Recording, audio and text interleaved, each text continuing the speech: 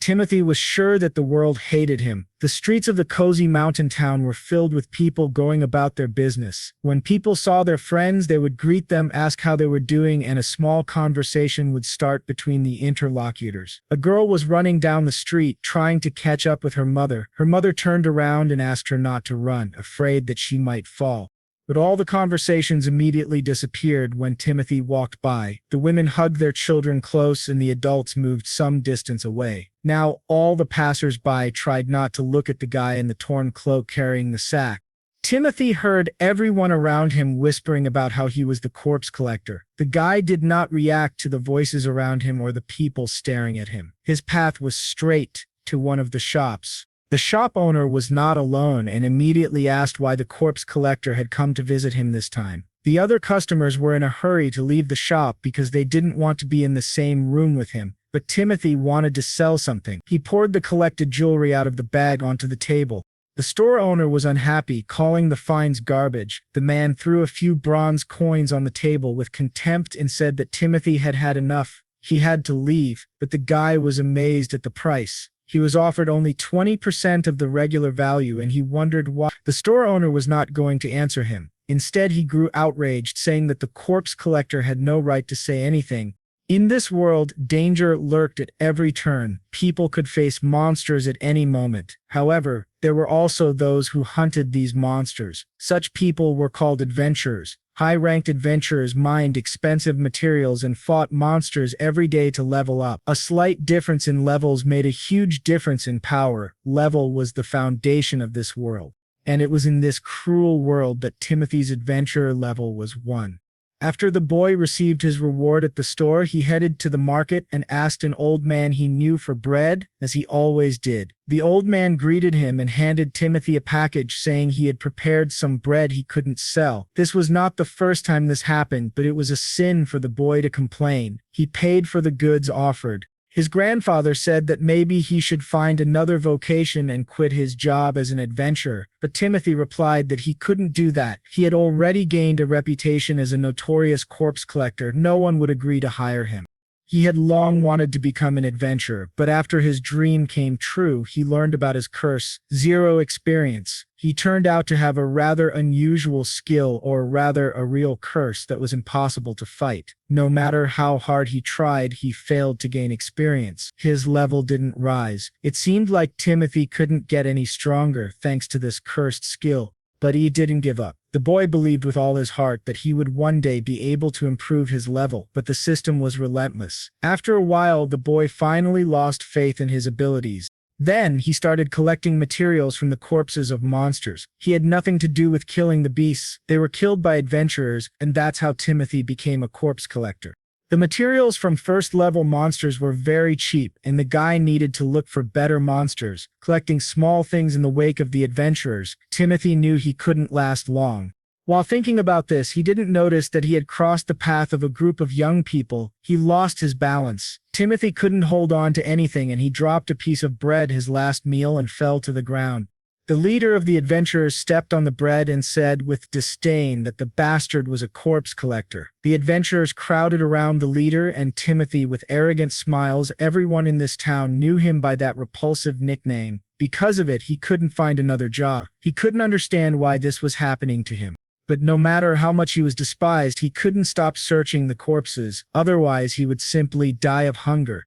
Moving through the Goblin's cave, the boy hoped that he could find something worthwhile here. Suddenly, Timothy smelled a strong, unpleasant odor and saw a giant dragon corpse that had already begun to decompose. As he got closer, he realized that this monster was about level 200. But now was not the time to think about it. He had to gather materials. Timothy would probably be able to make good money. The boy examined the body and realized that many expensive parts were already gone. He was left with a putrid sack. An organ that, in the case of monsters of this category, was usually avoided because of the very strong, unpleasant odor inside. But Timothy didn't care. He made his living digging through corpses. When he cut open the bag, he realized there was something inside. The guy made a bigger incision and, to his surprise, found armor inside. As soon as the armor was freed from the tissues of the dragon's corpse, The cave was suddenly filled with red lightning. The guy realized that something bad was coming, something he wouldn't be able to cope with. A voice in his head ordered him to put on the armor. Timothy realized that the voice was coming from the armor itself, which meant the object was dangerous and he needed to get away as quickly as possible. But as the boy was heading for the exit of the cave, he suddenly saw a bunch of goblins preparing to attack. Timothy couldn't figure out where they had come from. It turned out the corpse collector had been rather inattentive.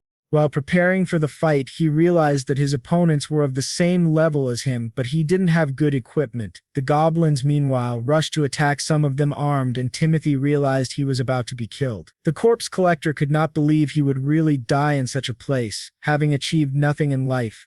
The guy didn't understand how, but he was pushed back toward the armor, and the voice started to sound in his head again. The voice insisted he put it on. Timothy decided that in any case he was not going to live, so he had nothing to lose. He shouted that he was willing to put on the armor, which in his mind was better than being killed by goblins. The system confirmed the wearer's consent and activated quick dressing.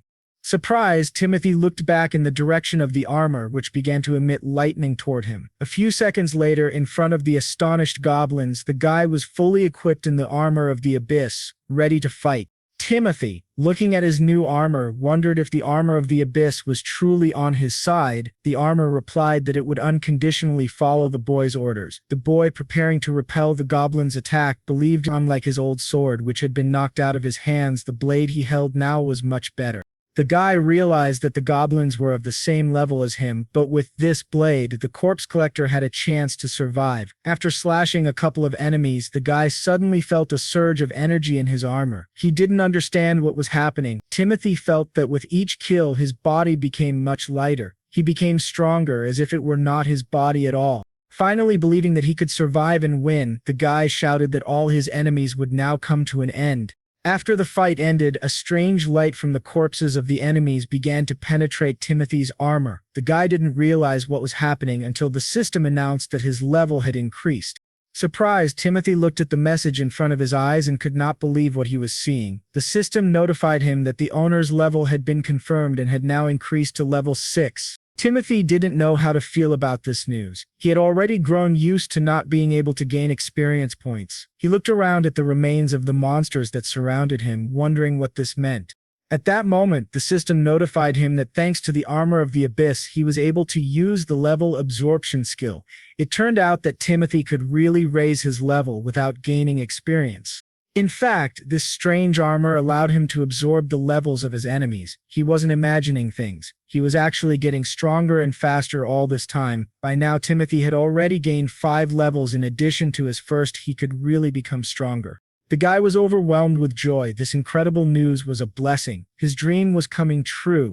The smell in the cave was awful, but it didn't matter. Thanks to this dragon, Timothy had been able to level up. Suddenly, the boy realized that if he overcame all the enemies in this cave, he could become even stronger. Putting his hands to his chest, Timothy thought it was likely that his enemies wouldn't be able to hurt him thanks to this armor. If he used all the advantages of this equipment to its fullest potential and killed all the goblins, he could easily achieve his goal.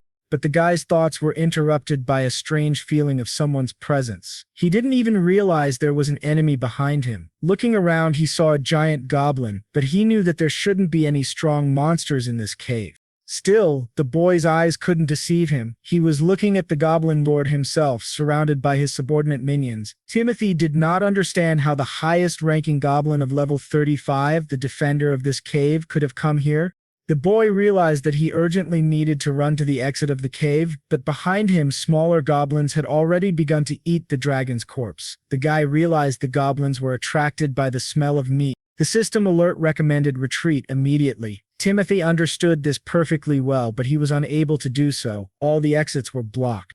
The Goblin Lord struck his first blow. The guy had to accept the fight. He tried to hold back the heavy onslaught of the enemy with both hands, but the resistance was useless. The Goblin Lord was extremely strong and easily threw the boy deep into the cave. It was difficult for Timothy to get up. He struggled to get to his feet, but he had no choice. The enemy had terrible and lightning-fast force. Although he had managed to raise his level, he was still too weak, and tears flowed from his helplessness. Timothy decided to take the opportunity to escape. He was still unlucky, but he managed to get away. The whole time he was running toward the exit of the cave, but it was carefully guarded by the army of the Goblin Lord. He thought he was still too weak and considered waiting in a safe place until they left, but one of the goblins was already flying at him with an attack. It was then that the boy realized the goblin was only level 1. The guy grabbed his opponent by the head and slammed him into the ceiling. The level 1 goblin had no chance against him. After destroying the enemy, Timothy realized that in this world, everything was decided by level. Even this useless goblin must understand the difference between them, just as the boy understood the difference between himself and the Goblin Lord. The system notified him that the level was absorbed, and the owner's current level rose to 7. If Timothy continued to absorb levels, he would be able to defeat the boss. Now, he was forced to kill to survive.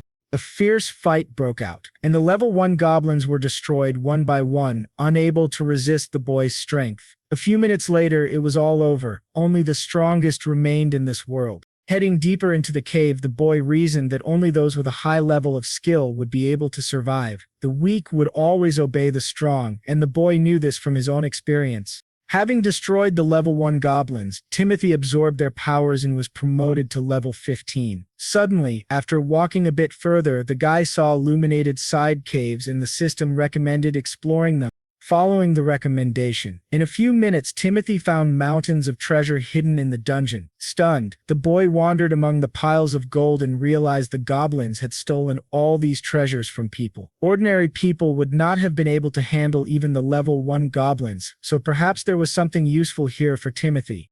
After walking a little further, the boy found a box and wondered what was inside. When he opened it, the system informed him that it was probably a recovery potion. When he took out one of the vials, he was convinced it was true and decided to use it in battle. As soon as he thought about it, the system notified him that his armor had a special place to store potions.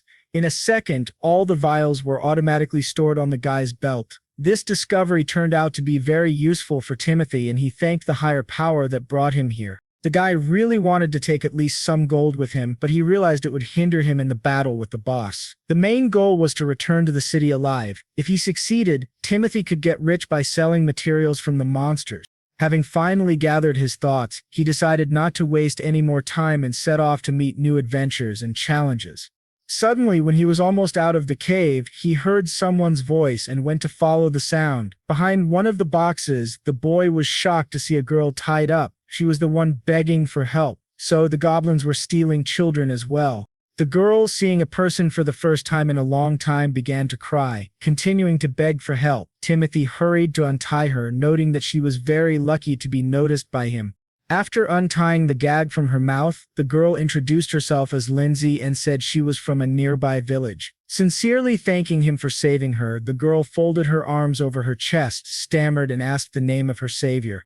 When Timothy said his name, Lindsay was shocked. He asked her if she knew the nickname Corpse Collector. The girl apologized barely audibly, saying that she had certainly heard all sorts of gossip about the boy, and although the rumors weren't positive at all, the guy was completely different from what she had heard. Lindsay came closer to him, looked him in the eye, and said he was different because he saved her life. In her opinion, the guy didn't look like a corpse collector at all. These words struck him to the heart. Without giving Timothy a chance to recover, the girl shouted in admiration that the guy was a hero to her. Timothy had always dreamed of becoming an adventurer who saves people from danger, and finally, he had this opportunity. The boy told the girl to get up and go with him. He promised to take her to the village. Lindsay didn't immediately understand what he said, but at that moment, even if just a little bit, the guy was happy. Someone needed him. A few minutes later, he turned to Lindsay and asked her to hide behind a rock for a while. Thanks to his amazing armor, Timothy could feel the goblins approaching. A few seconds later, he was convinced that there were more than just a few of them. They had also seen their target. By eye, Timothy was able to estimate that there were about 20 opponents, all of whom were level 1. Compared to his level 15, he said that his opponents had better get ready because very soon they would be at his level. A fight broke out again between them. The battle between the boy and the group of level 1 goblins was quite bloody. Timothy's level increased systematically, in direct proportion to the destruction of his enemies. Thanks to level absorption, the guy could attack faster and faster. He was getting stronger every second. 4 goblins rushed at the boy from behind while he was dealing with the others. They tried to take him by surprise, but for Timothy, his opponents were very slow. Before they even reached the ground, he jumped into the air, and a second later he came at them from above like an avalanche, destroying them one by one. They had nothing to counter him. Soon, only he and a few enemies were left in the tunnel. The system confirmed the owner's level. It took a few seconds to count the number of enemies he had destroyed, and eventually the system reported that he had reached level 35. Lindsay came out of a side tunnel and asked if she could come out now, but Timothy told her to stay in the hiding place. The boy had shed a lot of the Goblin Lord's relatives' blood and had finally made his way here. The Goblin Lord was very angry and radiated powerful energy. He raised his fist, releasing smoke from his mouth. Timothy prepared for a fight. They were at the same level now. The boy shouted that he was no longer as weak as he had been the first time they met. The Goblin Lord raised a giant cleaver over his head, but Timothy shouted at him not to think he was easy prey. He gave his opponent a quick sword blow to the ribs. The Goblin Lord screamed in pain, and all his minions who came out from different sides of the tunnel hissed fiercely at Timothy. The guy quickly counted his opponents. There were 10 of them. While the ruler was alive, Timothy didn't want to be distracted by trifles. The boy found Lindsay with his eyes and shouted for her to throw him the knives. The girl threw the knives along with her belt at Timothy. They flew into the air, and in flight the knives came loose from their holsters and began to fly in a chaotic pattern right at Timothy and the surrounding goblins. Lindsay, seeing this, screamed her apology to the guy. She realized too late that she shouldn't have done that, but to her surprise, Timothy calmly replied that she shouldn't worry because everything was absolutely fine. He picked up a pair of knives in midair and stabbed all the goblins around him with lightning speed. He moved with incredible speed, catching the next knives before they hit the ground. Each round of weapons found another victim, and no one but Timothy could track his movements or avoid their defeat. The boy's speed grew to nearly lightning speed. The level 1 goblins could not navigate the space quickly enough to react. Finally, holding 6 daggers between his fingers, Timothy said that his opponents were very unlucky. They should not have interfered with him. Their very desire to help only reduced the damage to their owner. A second later, all 6 knives simultaneously hit every level 1 goblin that was still alive. When only Timothy and the Goblin Lord were left standing, the system notified him that his level had been raised to 45. The Goblin Lord attacked the guy from behind, but now Timothy's level was higher and he was much stronger than the boss. However, the boy's plans were shattered when the Goblin Lord began to actively counterattack, striking blow after blow. He was still stronger. Timothy, barely holding back his opponent's attacks, couldn't understand where such fierce pressure was coming from. The armor warned him that this monster had a bracelet that increased its performance in battle. Timothy was surprised. Usually it wasn't so easy to raise a player's level. That's why, to become even stronger, adventurers equipped themselves with items that increased their attributes. However, until that very moment, he hadn't even considered that monsters could equip themselves with such objects. But there was nothing to do. In this case, Timothy's goal was absolutely clear. He had to destroy the bracelet that made his boss's life easier, and he had to do it before the boss killed him. The guy realized it would not be easy. It seemed he would have to give it his all this time. Having prepared for counterattacks, Timothy decided that he would use all his strength and the power of his armor for this throw. In a moment, the former corpse collector rushed at the Goblin Lord. He tried to cheat a little, but the counterattack failed. The Goblin boss easily predicted the boy's maneuver and threw him into the depths of the cave.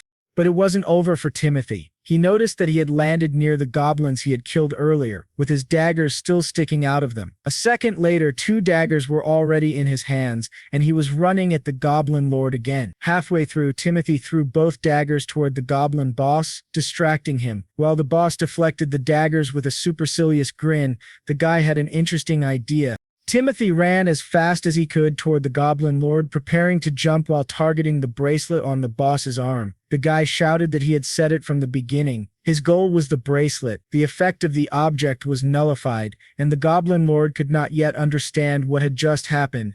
The boy noticed that it was the first time the Goblin Lord had seen weakness. Old Timothy stood at the entrance to the dungeon, but now he was many times stronger than before, and now it was the Goblin Lord who should run in terror. Finally, Timothy looked carefully at the giant and said that he could try to escape if he could. While the monster was thinking about what to do, the boy raised his sword to strike. He decided to attack first. The Goblin Lord was able to repel the boy's first attack, and at first it seemed to him that it wouldn't take much effort. But in a moment, Timothy threw the Goblin boss a long way into the cave, causing him to slam into the wall. The guy was not going to give the enemy a break. He asked if the Goblin Lord was scared because it was no surprise. His life was now at stake. With his next blow, Timothy knocked the indescribably huge cleaver out of his opponent's hands. The boy realized that if he defeated the Goblin Lord now, he would be free of his weakness forever. But the main boss of the cave, the Lord of the Goblins, was not going to allow such an easy victory. He raised his fist for another blow. For Timothy, these efforts were insignificant, and he dealt a fatal strike to the monster's neck. That was the end of it.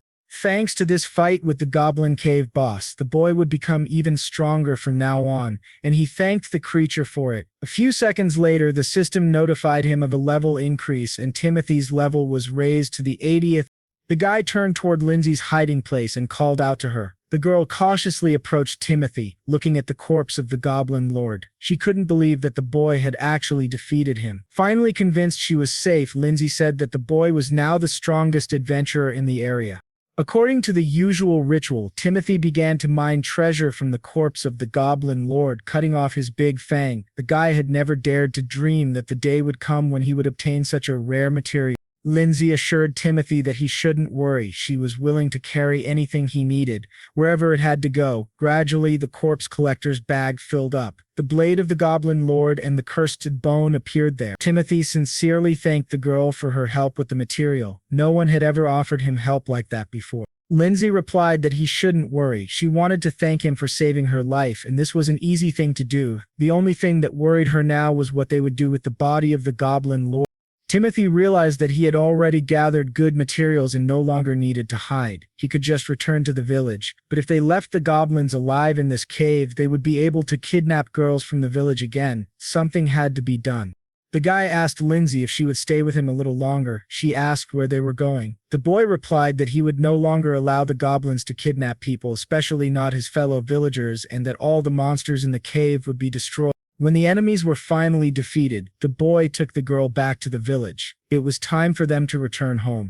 Timothy was now at the H100th level. Although he had left the village at level 1, he had risen quite a bit in that time. At H100, Timothy would be able to defeat most of the monsters around him. Filled with pride in his achievements, the guy said out loud that he had finally become a real adventurer. Lindsay, who had been walking a little behind him the whole time, asked him what he had just said. The girl ran across his path and shouted into his face that she had never heard of adventurers with a 3-digit level. Lindsay was sure that Timothy could no longer be considered a newcomer, but rather the strongest adventurer in the village. The boy agreed with her statement, although her words made him think. No matter how hard he tried to remember, he was sure he had never seen adventurers with such a high level as his. He could absorb the levels of defeated enemies, so the girl didn't have to worry about him. He had also been surprised when he first discovered that ability. This news only inspired Lindsay even more, and it turned out Timothy would be able to become even stronger thanks to it. Smiling with all her heart and clutching her hands to her chest, she said she would keep her fists crossed for him. Their sweet conversation was interrupted by a group of adventurers. The leader addressed the corpse collector. The guy's name was Michael. He was curious how Timothy got such armor. Was it because the corpse collector couldn't raise his level that he decided to rely on equipment? To Michael, Timothy would always be garbage even if he put on nice gear and armor. Michael said the guy would remain a first-level weakling and no equipment would help him bridge such a difference in levels. At his mockery, the head of the adventurer squad let his guard down and Timothy immediately took advantage of it. Threatening the boy with a dagger, Timothy said he was fed up and told him to shut up immediately. This unexpected turn of events took Michael by surprise. His first thought was to run away, which he successfully did. But it turned out to be a deceptive move, and in the next moment the head of the adventure, the squad, shouting that Timothy should not dare to be confused, ran to attack, but their attempt was a failure within seconds. Michael was on the ground, unarmed, not understanding how it had happened. The members of his group were also surprised by what they saw and didn't know whether they should stand up for their leader. Seeing their hesitation, Timothy asked if they wanted to be next and try fighting him. Michael, sitting on the ground, looked at his hands, unable to understand how he could lose to a first-level player. Timothy laughed in response, saying that Michael, with his level 20, was several times weaker than him. Hearing this, Michael's team members began checking Timothy's level and were stunned by what they saw. Michael joined them and suddenly fell silent when he saw Hale 100 next to Timothy's name. It had to be a joke if it was real. He couldn't even imagine what kind of monster he had just confronted. Timothy noted that at first he was just a corpse collector to his opponents, but now he was the monster. In truth, he was still just an ordinary adventurer. While explaining this, he suddenly realized no one was standing near him. Looking around, he saw a trio of adventurers running away down one of the alleys. The Zemlins, who came up to Timothy, noticed how much he had really changed. People were now running from him. The girl was very happy for her savior, but they had to leave, so she called out to him. She was sure she had to tell everyone in the village about his new abilities. Sometime later, the boy and girl entered a familiar store. The shop owner looked at the boy unfriendly and said he was listening, though not expecting anything special. Timothy, not paying attention to the man's reaction, said that he wanted to sell some materials. The vendor scoffed, saying the corpse collector shouldn't waste his time. He probably brought in some garbage again. Timothy simply smiled and silently took out some of his treasures. After placing them on the counter, he asked if it was still garbage. The amazed shopkeeper couldn't believe what he was seeing. The corpse collector was holding the large fang of the Goblin Lord. The man snatched it from Timothy's hands and examined it closely, asking where he could find such a rare object. Timothy paused for a moment and calmly announced that he had defeated the Goblin Lord on his own. As expected, the shopkeeper didn't believe him. It was too unbelievable for the old Timothy to do something like that. To confirm his story, the boy asked Lindsay to explain what happened. The girl backed up his claim without hesitation. Without waiting for the clerk's reaction, Timothy poured the rest of his treasures onto the counter. Realizing the man was frozen in place, Timothy asked if he would buy the items or if he should go somewhere else. If necessary, he could easily find another buyer for such rare treasures. The seller finally came to his senses and said that he would buy it all. He couldn't refuse such rare materials. Timothy could only hope the store owner would appreciate their value. Sometime later, the boy and girl went to the market to buy supplies. They were both hungry. Timothy showed a bag of gold to an old man he knew, and the man was overjoyed at his success. His grandfather asked where the boy had suddenly gotten so much money. It was incredible. Timothy happily replied that he had finally managed to defeat a powerful monster, and this was his reward for all his hard work. After hearing the explanation, his grandfather sincerely congratulated him on his achievement. But a second later, something happened that Timothy never expected. His grandfather ran up to him and hugged him tightly. At that moment, Timothy felt like the happiest person on the planet. He was truly supported. Then he noticed something happening at the exit of the market. He asked his grandfather and Lindsay to wait at the counter, and it turned out to be a good decision. Werewolves had broken into the village, and all the residents were in danger. One of the monsters had already seen its first target. A girl was trying to run away as fast as she could. Timothy arrived just in time to help her and delivered a fatal blow to the monster, saving the girl.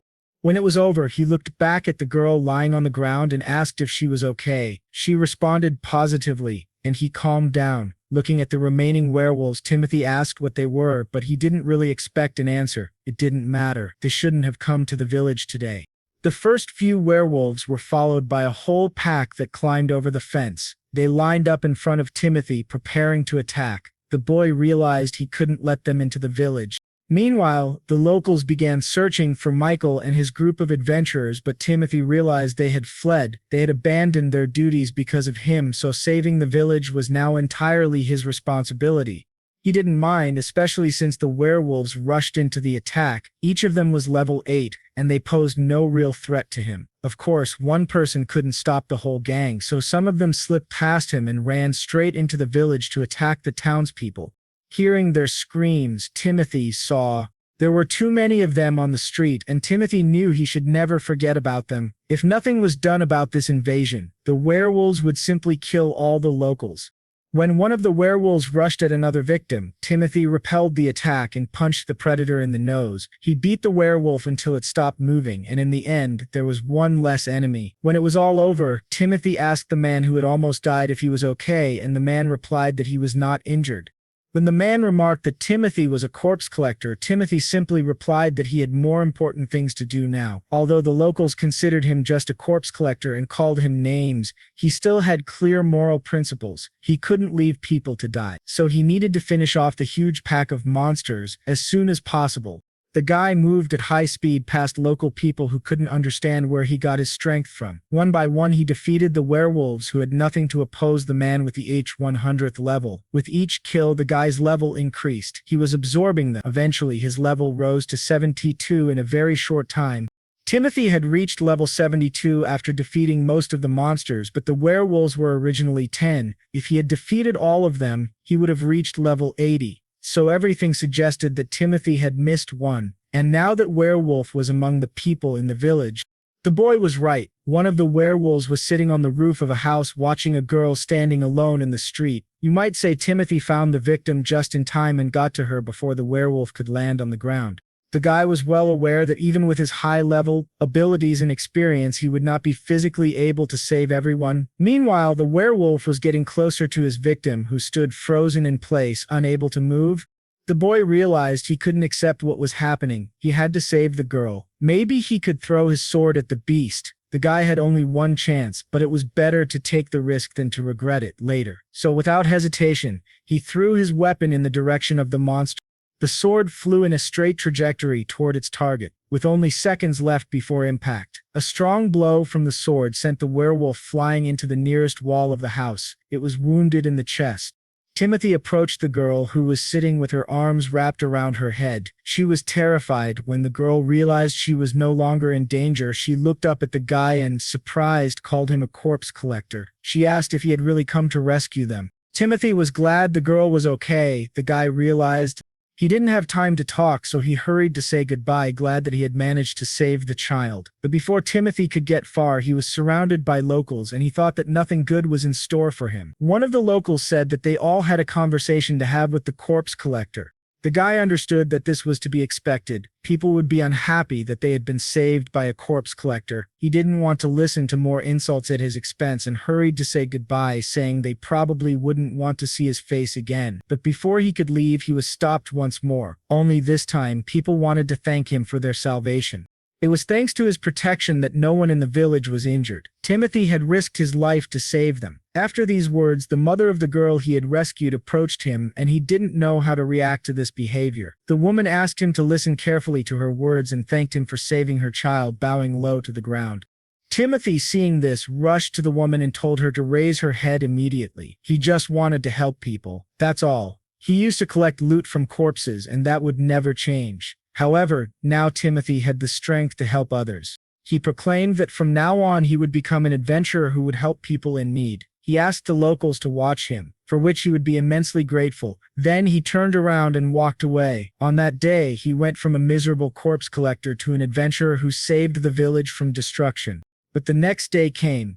Lindsay ran after the boy with all her might, calling his name. He didn't hear her right away because he was absorbed in his thoughts. When Timothy looked around, the girl stopped in shock. She asked where his armor was. The guy laughed and asked if she meant his armor of the abyss. If so, he had been wearing it that morning. He suddenly realized that he could put it on and take it off whenever he wanted. Thanks to this armor, the guy was finally able to become a real adventurer.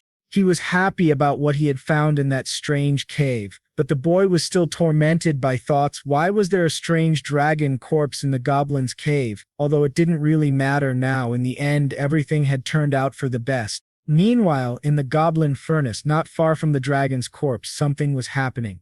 Michael and his friends were trying to get away from the enemy who was chasing them. The boy and girl were struggling to keep up with their leader, tears in their eyes, begging Michael for help. Michael didn't understand what such a monster was doing in these caves. He was trying to escape the pursuit, but no matter how hard he tried, it was all in vain. The monster was already in front of him, and the guy sat down on the ground, realizing that his time had come. Far away from the Goblin's cave, Timothy still felt something strange. Before that, a group of adventurers led by Michael had chased a Cyclops around the village, and they had wounded it badly. Michael was a little angry. He didn't like that the monster had been able to escape. They had almost finished it off. The boy told his friends to run faster because the Cyclops had already reached the entrance to one of the caves. When the monster disappeared inside, the trio stopped at the entrance, watching it try to hide in the tunnels. Michael realized that because they were not present when the village was attacked by werewolves, the group was fined a large sum of money. That's why they couldn't lose their prey. The Cyclops had to be killed as soon as possible. While they were talking at the entrance, the Cyclops was attracted by the smell of the dead dragon and began to devour its meat. The trio of adventurers followed the monster determinedly. In the heat of the chase, they didn't even bother to conduct reconnaissance. As the two boys and the girl moved through the tunnels, the unpleasant stench of death grew stronger. Someone must have died in this cave recently. When the adventurers reached the chamber, they were amazed by what they saw. One monster was eating another. The Cyclops was greedily devouring the corpse of a giant dragon. Looking at this, the members of the squad were sure something was wrong. Meanwhile, Timothy stood in the forest, trying to immerse himself in his feelings once again. He realized that this wasn't just a strange feeling, someone incredibly unusual was nearby. His feet led him to the Goblin's cave. It seemed like he had some kind of connection with this place, just like all the people who were drawn here. Timothy followed the smell, which grew stronger with each step. The dragon's corpse was ahead, but what he saw made him shudder. A huge Cyclops was holding a dead man. In one sharp movement, the monster threw the adventurer's body away and it hit the ground with a splash of blood around it.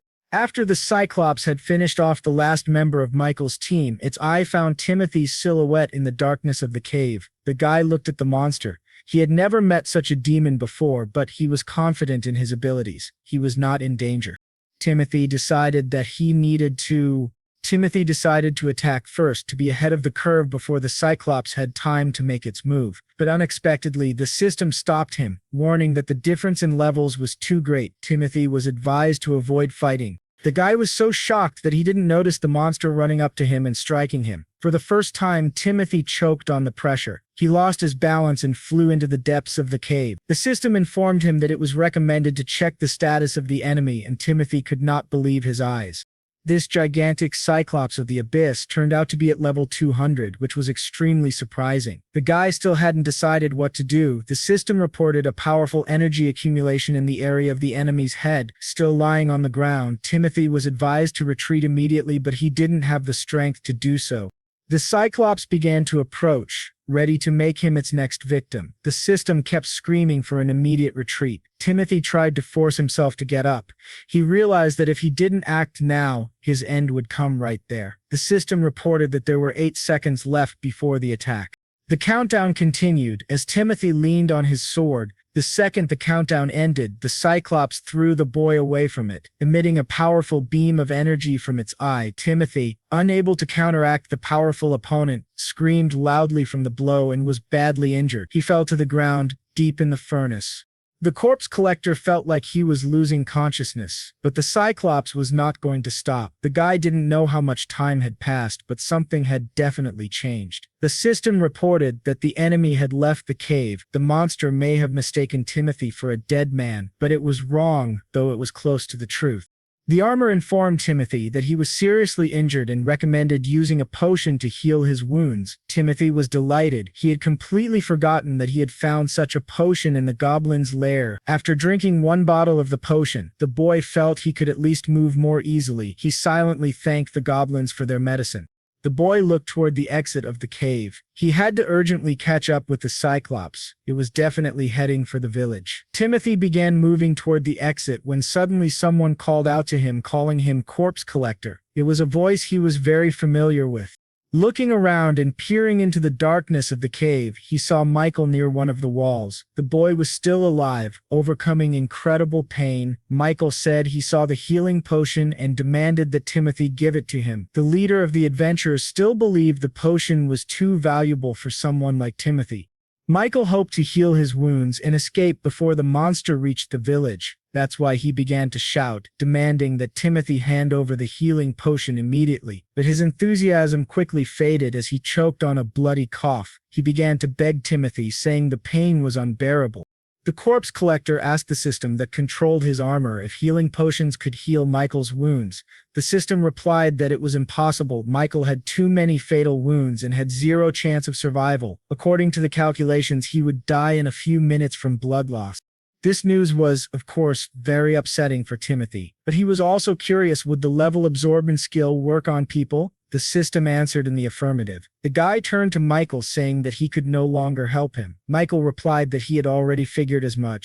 Michael cursed, wanting the pain to finally end. Maybe that was asking too much. Timothy offered him one option. He could put him out of his misery immediately. Michael replied that he wasn't stupid. He understood everything, so he asked Timothy to do it. With the last of his strength, he looked up at the corpse collector and told him to kill him. Timothy admitted that, to be honest, he had hated Michael all along. However, at that second, the guy realized that he would miss him, so he fulfilled the request and reached level 200. Meanwhile, the Cyclops had already reached the edge of the village, watching the inhabitants through the branches of the trees. The monster could feel the accumulation of energy that had drawn it there. It couldn't contain its roar of joy and delight. The victims had been found. But the monster didn't take into account that it had left one witness alive, Timothy, who suddenly ran up behind the Cyclops and struck it in the nose. The Cyclops growled in pain. One of its arms was wounded, and blood was spraying in all directions. The boy shouted that the monster should forgive him, but it would die by his hand. Timothy rushed to attack again. The former corpse collector, now at level 200, declared that the Cyclops should have finished off its enemies. It was precisely because the one-eyed monster hadn't done so that they were now at the same level. The guy couldn't wait any longer. He wanted to deal with the monster as soon as possible before it could kill the villagers. Finally, he added that he had to kill his friend with this hand, so now he was out of his mind with rage. To be asked twice was too much. The monster rushed to attack at the same second, angry at the impudence of a boy. The guy took advantage of his opponent's blind rage and jumped on his shoulder, trying to deceive his vigilance. Once behind the monster, the boy immediately struck it. However, the effect of the attack was weaker than Timothy had expected. The Cyclops' wings were stronger than they had seemed at first glance. The Cyclops began to generate energy again to strike, but Timothy couldn't give it a chance to relaunch. The boy realized too late that the energy accumulation was only for the purpose of inflicting a physical blow, and the Cyclops kicked him without giving him a chance to recover. Then, the Cyclops uprooted one of the nearby trees and swung it at the boy. The blow was so strong that Timothy fell to the ground and broke several tree branches in his path. Timothy collapsed, exhausted. He could barely catch his breath. His injuries were significant, but he was not stubborn. The lives of innocents were at stake. Even though they were now equal in level, for some reason the Cyclops still felt stronger. The boy took out another bottle of healing potion and drank it. The monster even tried to use a trick against him. After the potion, his condition improved significantly. Wiping his lips, he said, "It's not over yet." The Cyclops started generating power again, and the system reported that Timothy was advised to retreat immediately. He tried to orient himself as quickly as possible, but the Cyclops did not want to calm down. A second later, the guy was already dodging the monster's energy beam, and the corpse collector frantically tried to figure out a way out. There wasn't much choice, and Timothy knew it was better to attack than to constantly avoid his enemy's strikes. The boy flew into the air and hit one of the wings with a lightning strike, the wing the Cyclops had been using to protect its eye. Timothy's cry of pain echoed, but he managed to cut the monster's wing. Although it was a difficult task, this small victory gave him renewed vigor and belief in himself. But what happened next even surprised the boy. The Cyclops pushed off the ground. It turned out the monster didn't want to fight anymore. It had decided to run away. Timothy couldn't stop him. The boy quickly realized that the Cyclops wanted to kill all the locals to restore his monstrous powers. Timothy ran as fast as he could after the monster. He had to get back to the village as soon as possible. It was in danger.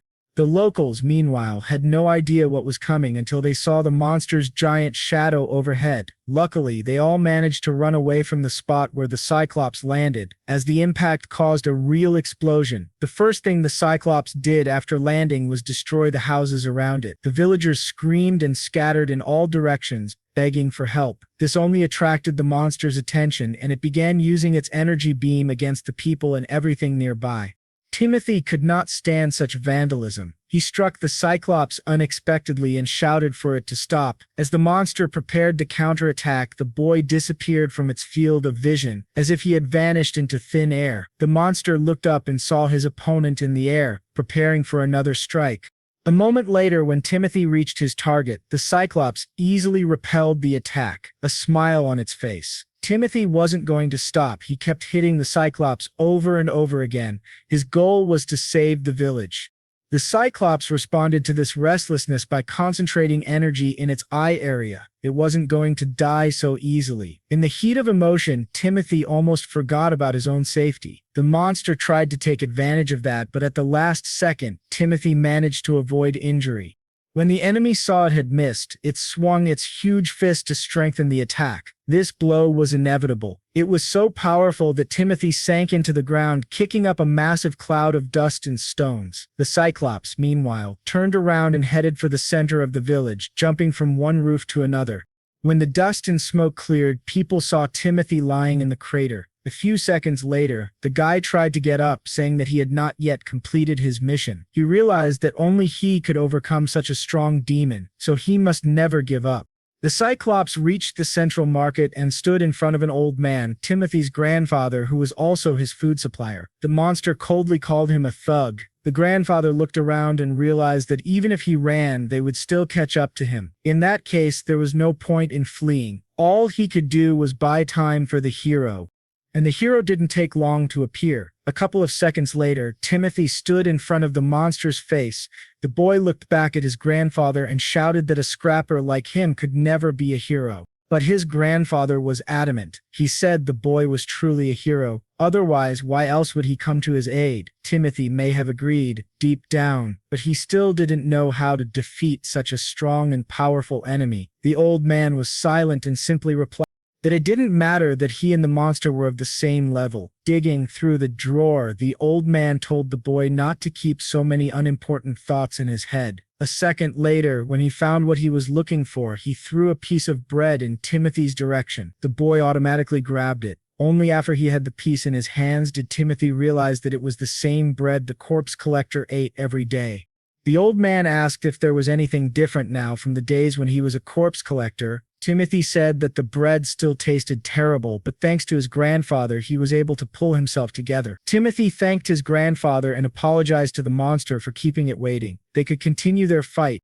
As soon as he finished his opening remarks, he immediately started running in the direction of the monster. Timothy flew around the Cyclops like a madman, striking it and avoiding counterattacks. At some point, he lost control, and the enemy grabbed his arm. The monster waved it in like a rag, and after spinning the boy hard enough, the Cyclops threw him toward one of the houses on the street. Soon, part of the street turned into a complete ruin, but Timothy was not going to give up. He was the only outpost to protect the people. Despite his best efforts, he could not find the path he needed to take to defeat this monster. Suddenly, Timothy heard a child crying and looked around to see a boy cowering in fear near the wall of the destroyed house. The corpse collector ran up to the boy, trying to protect him from the Cyclops, and shouted at him to run away immediately. The boy said, through his tears, that he was very scared and couldn't move because his legs didn't obey his head. In the end, all of Timothy's persuasion was in vain. The Cyclops' eye had spotted the little boy and had already made him its target. The giant monster immediately jumped up and landed right next to the frightened child, its mouth gaping open. The boy shrank back in fright, expecting to die, but Timothy covered him with his body, shouting that he would not allow this to happen. With all his desperation, the corpse collector resisted the giant fist of the Cyclops, which was trying to push him down with great pressure. Eventually, the monster retreated, and Timothy had a few seconds to catch his breath. He asked the boy to run away as soon as possible. The boy replied that he still couldn't move, and the Cyclops began to generate an energy beam near its head. Timothy, realizing that there wasn't much time left, began to persuade the boy, saying that he was brave and would succeed. Inspired by such warm words, the boy got to his feet and shouted that he would not be afraid from now on. While the child was running away to safety, Timothy prepared for the next round of battle. The system notified him of the energy accumulation and the need to retreat, but Timothy didn't have the strength to do so. It seemed that this time he would not escape. The Cyclops' eye released an energy beam toward the boy. This time, the energy was quite powerful. Timothy's body rammed into the building opposite and smashed it to pieces. After flying through the building, the guy ended up on the neighboring street, still breathing but almost exhausted. Despite the fact that he and the monster had the same level, the difference in strength was too great. The Cyclops was too powerful an opponent.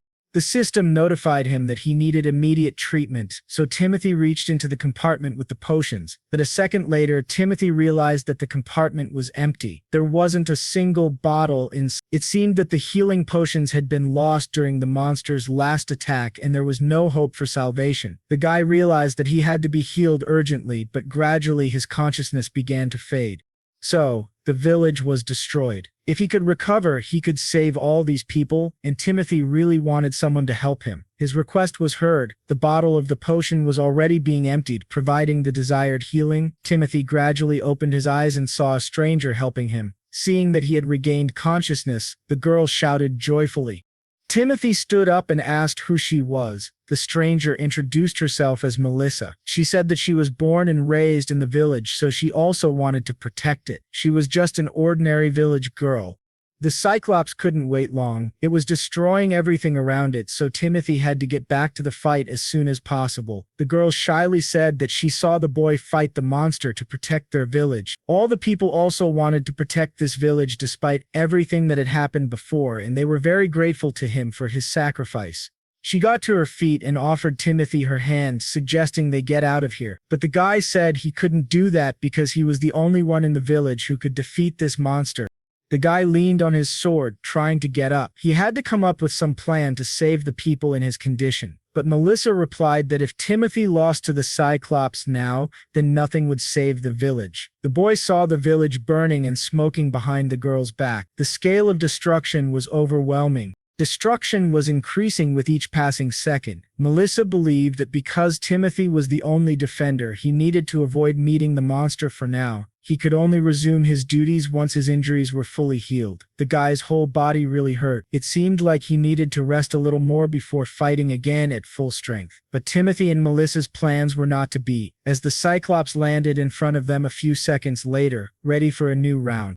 Melissa once again held out her hand to the boy, who had to decide whether to run away or not as soon as possible. This time, the boy wasn't going to argue. He grabbed Melissa's hand and ran as fast as he could away from the monster. The girl ran into an alleyway and Timothy, without stopping, asked her how she knew his name. Rounding another corner, Melissa said that the boy was extremely popular in the village. Timothy asked if this popularity was somehow related to the corpse collector, and the girl said, of course, but there were some nuances. Abruptly stopping and turning to the boy, she smiled and said that she considered him a hero. When the village was attacked by werewolves, she was also present on the street and saw everything with her own eyes. Suddenly, blushing and closing her eyes, Melissa said that this was why she believed in him.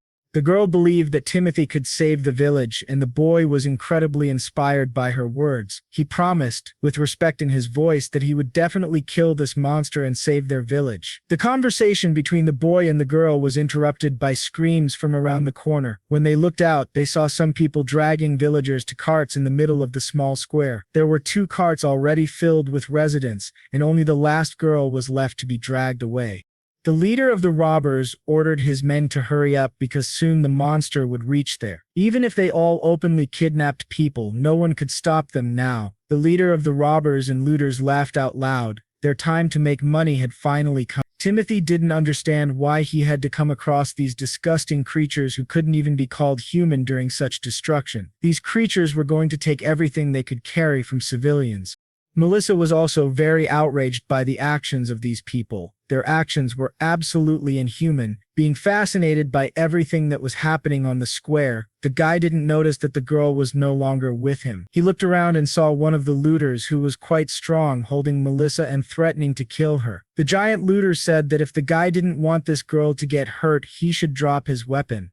Timothy could barely restrain himself from killing the attacker on the spot, only stopped by the girl in the stranger's arms. Eventually agreeing to the giant's terms, the 3 came around the corner and showed themselves to the leader of the robbers. The marauder scratched his head thoughtfully, as if he had informed them in advance that they didn't need the men, but in a second, all the attention of the gang members was directed at the girl, who was really very beautiful. One of the looters said that he was quite sure they would be able to sell her for a high price. Timothy asked how these people had the nerve to do such things while the village was in danger. The head of the looters said that he didn't care what happened to the village. They originally came to this village to plunder it, and the invasion of this monster was useful. Suddenly running up to Timothy, the leader of the looters said that he was lucky that they had not killed every single one of them. These words made the guy's blood boil. Were these crushed people really complete bastards? Timothy's reaction did not impress the leader at all. He laughed and asked if he was really an adventurer.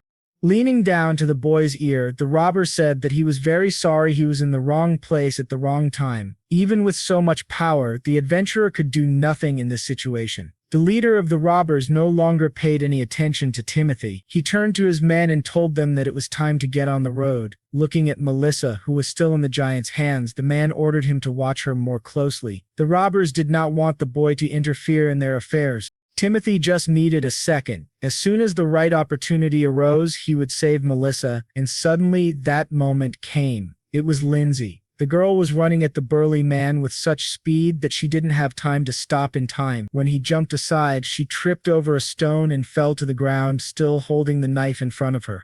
The burly bandit said that she could never beat him. He was in a different weight class. But Lindsay replied with a smile that she didn't have such a goal. The plan was a little different. She shouted that she was just a decoy, and a second later Timothy took his chance. The adventurer was moving so fast and had such strength that the robber had no chance. He just flew into the air.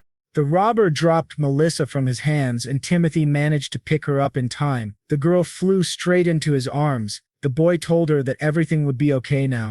The girl had to hide now, because the robbers were already preparing to attack, and the fight was inevitable. The looters pulled out their weapons and surrounded the guy from all sides. The guy looked at this pathetic spectacle and did not understand whether these people were really sure of what they were doing. He was not going to hold back.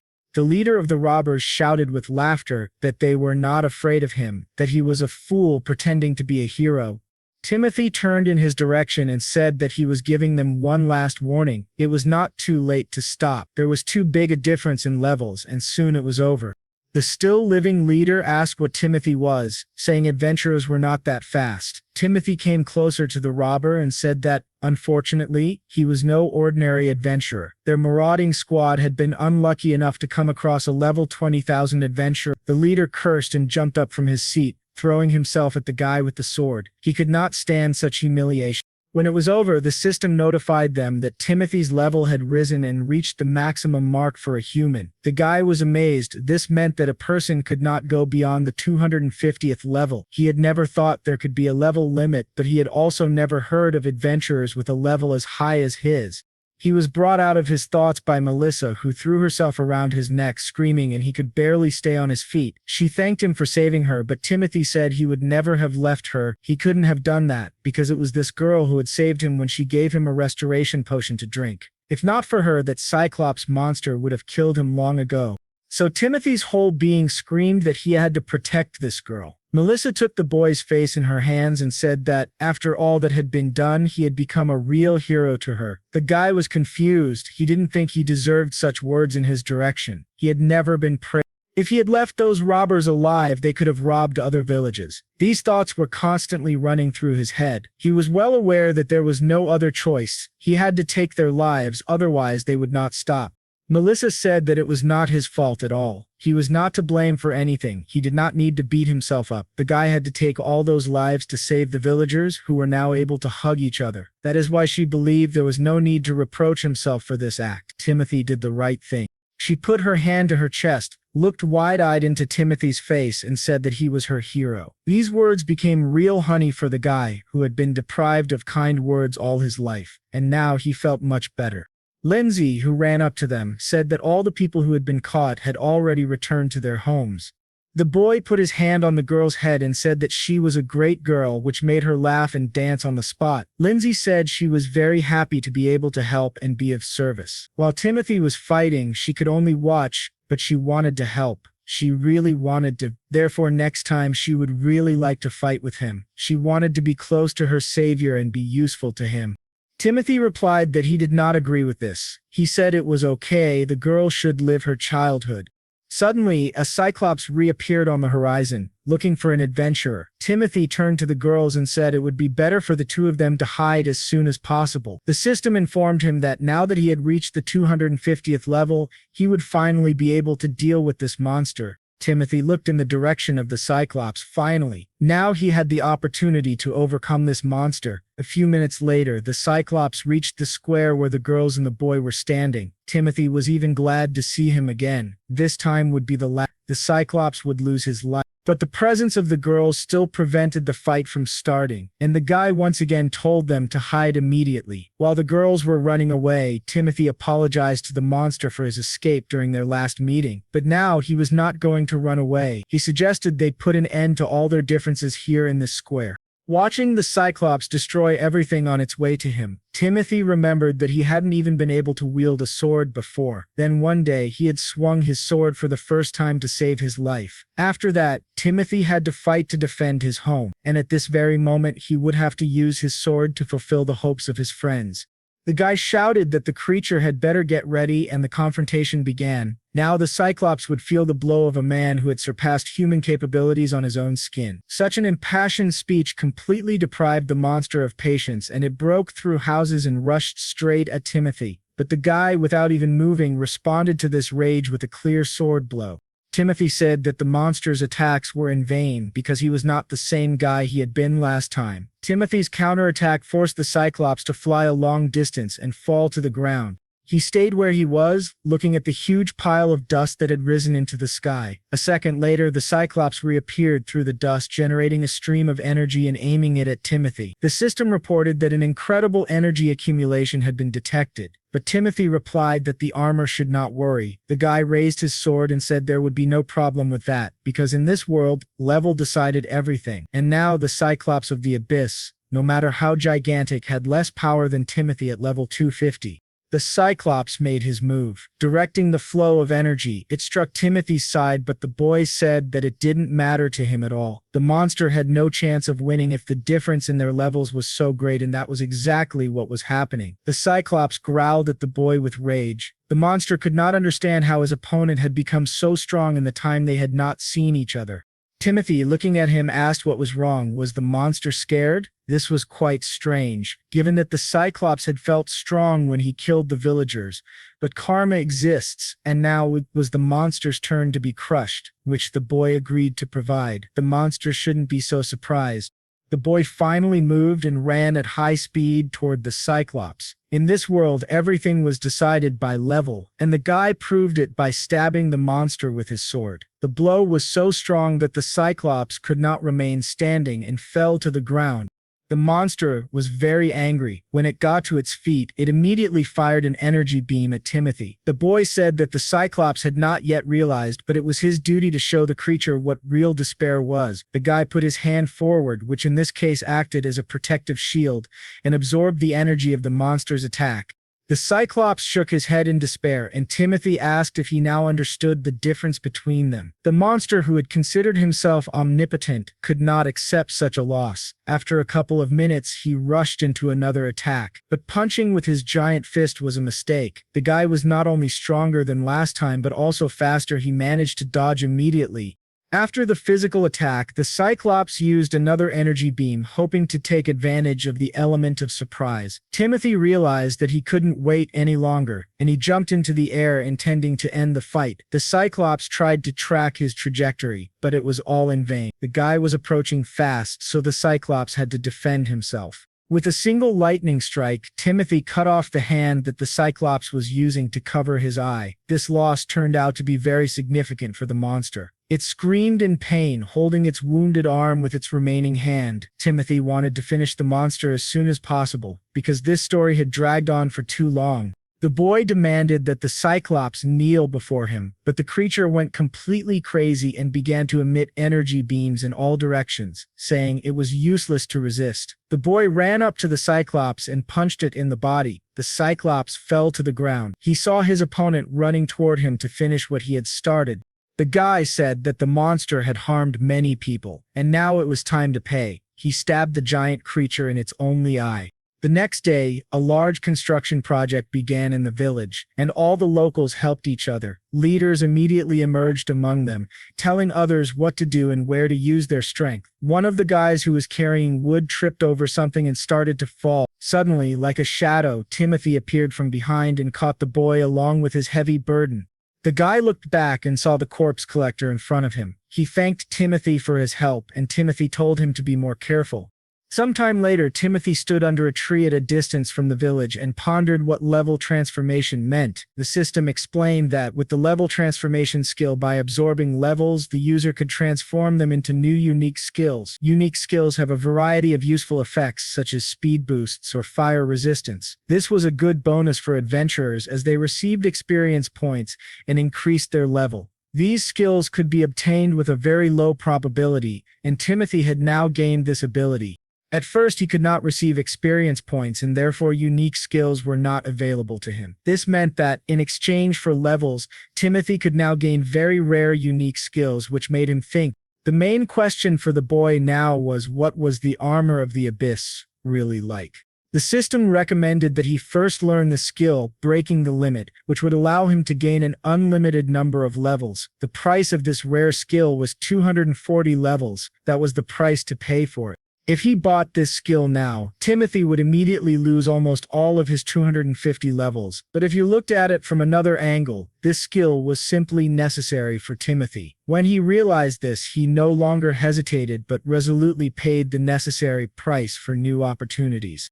The system told him that to buy a skill, he had to say a code phrase in the name of the desired skill, the phrase being purchase request, which he did. After the conditions were met, the system announced that it was performing a level transformation. The guy did not realize what was happening to him, but a second later, a powerful energy beam shot up into the sky. At the same time, an element on Timothy's armor was activated, and this skill was quite painful. As if from the heart, 240 levels began to fly out of the boy's talisman. A few minutes later, the system announced that the transformation was complete, and the Break the Limit skill was obtained. The guy suddenly experienced a new feeling, as if his consciousness had expanded. The system reported that the limit of the human level had been exceeded. In other words, the guy was now a being beyond human. It had been a long journey. Meanwhile, a new traveler entered the village. He was dissatisfied, feeling that he had traveled all this way for nothing. Despite all the adventures along the way, it turned out that the monster had already been destroyed, so his time was wasted. In addition, the man was curious about the adventurer who had defeated the demon and asked about his current location. The system notified its owner that the maximum level had been exceeded and that 200 levels were waiting to be absorbed. These levels were then granted to the owner. The guy had completely forgotten that last time he had failed to absorb the Cyclops' level. After a few seconds, Timothy watched his level scale change as active absorption took place. Although he had spent almost all his levels on the transformation, he could now feel at ease and prepared to fight monsters again. Timothy decided that he had to learn as many unique skills as possible. All of these skills were extremely valuable. If he could obtain enough of them, he might become the strongest adventurer in the world. He realized that first he needed to think through his plan of action. Timothy's thoughts were suddenly interrupted by Melissa, who attacked the adventurer from behind, causing him to fall to the ground in surprise. The girl said that she had been looking for him. After yesterday's victory over the monster, chaos had broken out in the village and she couldn't find him anywhere. Timothy apologized and explained that yesterday he had been helping the villagers put out fires. Lindsay, who also suddenly appeared on the lawn, said that Melissa had been very worried about him. When the boy and girl looked back, Lindsay added with a smile that of course, she had been worried too. Timothy said he was very happy that the girls were okay. He had really been worried about them. Melissa smiled and said that it was all thanks to her boyfriend and she was very grateful to him, saying it was just a thank you. Then Melissa approached Timothy and kissed him on the cheek. After that, both the boy and the girl felt a bit out of sorts. Finally, Melissa, looking down, said that she had fallen in love with Timothy. Before the guy could recover from the news, the girl was already running away, blushing. Only Lindsay and Timothy remained on the lawn, staring at each other in silence, unable to fully comprehend what had just happened. An old man suddenly appeared behind the boy and said with a laugh that it seemed spring had finally come to him. Unable to endure the girls and the old man's teasing any longer, Timothy began shouting and chasing them away. They ran off, laughing. Left alone, the guy could no longer hide his joy. Someone had fallen in love with him, something he had never even dreamed of before. Timothy didn't know what to do about it, but the system told him that he had to act like a man. A few days later, a large group of adventurers appeared near the village. It seemed they had reached their destination. What they found looked like a wasteland. "Were we too late?" one of the squad members asked. Another replied that this was probably not the case and suggested that maybe another monster had attacked the village. If it had been the work of a flaming dragon, nothing would have remained of the village. The head of the squad said that, in any case, they needed to ask the locals about the attack. No matter what happened before their arrival, the adventurers had to prevent the dragon from attacking. Listening to the commands of their leader, the adventurers moved toward the village with determination. Meanwhile, something was happening in the infamous Goblin cave, and it was quite dangerous. In the depths of darkness, a black dragon awoke and poured flames all around. Timothy decided to practice some of his new skills and have a little fun with some monsters. All the daggers the guy fired hit their targets. The guy was back to level 1, and in the last few days he had acquired many unique skills. Running past the various inhabitants of the forest, the boy recalled that his first skill was poisonous coating. Although it cost 200 levels, this skill allowed him to apply deadly poison to any weapon. With such a setup, Timothy could handle small monsters, which is what he was doing at the moment. His second skill was knife throwing, and with these two skills he had lost all his levels, but thanks to them, Timothy could now defeat monsters by avoiding direct confrontations. The only drawback of poison was that it took time for the monster to die. Even at level 1, Timothy could now regain his former strength with great speed. The boy stood in clearing the area. Timothy saw the rays of the new levels he had gained rise above the forest. The system reported that Timothy's level had risen to 41, and he decided to spend the points on new skills. Timothy sent in a purchase request and announced that he wanted to trade levels for a poison boost. A few seconds later, the system complied with the request, and from now on, monsters should die faster. The guy decided that enough was enough for today. Now, about 20 monsters were poisoned, and in a couple of hours he would be at level 200 again. After completing everything he had planned, Timothy decided to head back. On the road, he saw a large group of people and caught up with the last of the crowd. The guy asked what was going on.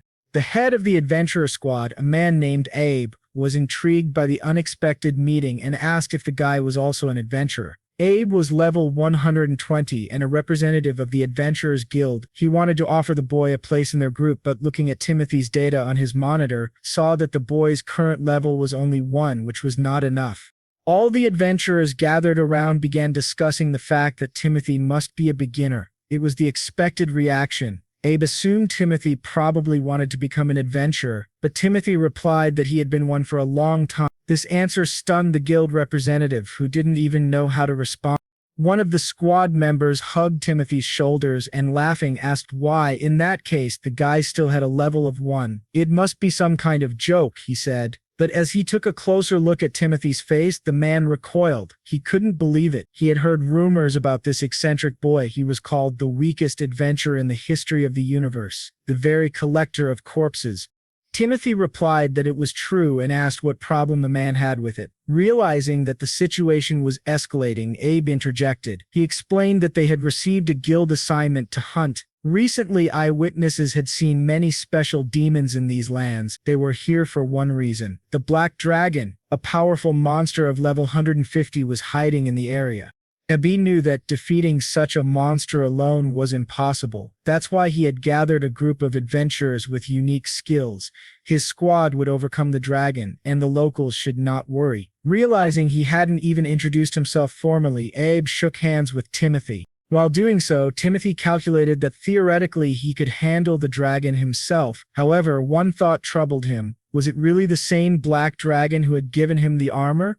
Their conversation was interrupted by a squad member running toward Abe with news. The head of the unit intercepted the boy and asked what was wrong. The guy was out of breath and spoke in long pauses. He said that their scouts had found the dragon. The scouts had no doubt. It was definitely the Black Dragon. After hearing the scouts' report, Abe announced that the squad should immediately head to the cave. To ensure every member heard him, the leader repeated that the target of their mission had been found and that everyone needed to get ready.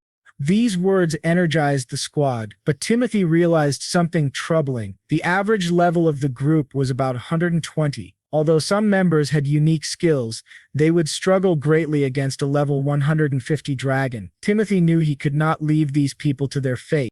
He decided to join Abe's group and asked for permission. The boy hoped that the monsters he had poisoned earlier would die soon so he could reach level 200. With such a level, there shouldn't have been any problems. But Abe said no. Looking back at Timothy, Abe said that it was too dangerous. The boy didn't understand the seriousness of the situation. Timothy tried to argue with the group leader, but he only heard condemnation from the other adventurers. One of them approached and bluntly told Timothy that their leader had been too lenient, calling Timothy a weakling. That ended the conversation. All the adventurers followed Abe, leaving Timothy behind. The guy felt desperate. He realized that, at this rate, all those people could die, but with his current level at 1, he really couldn't help them. He had no choice but to wait until his levels returned and then catch up with the stubborn adventurers.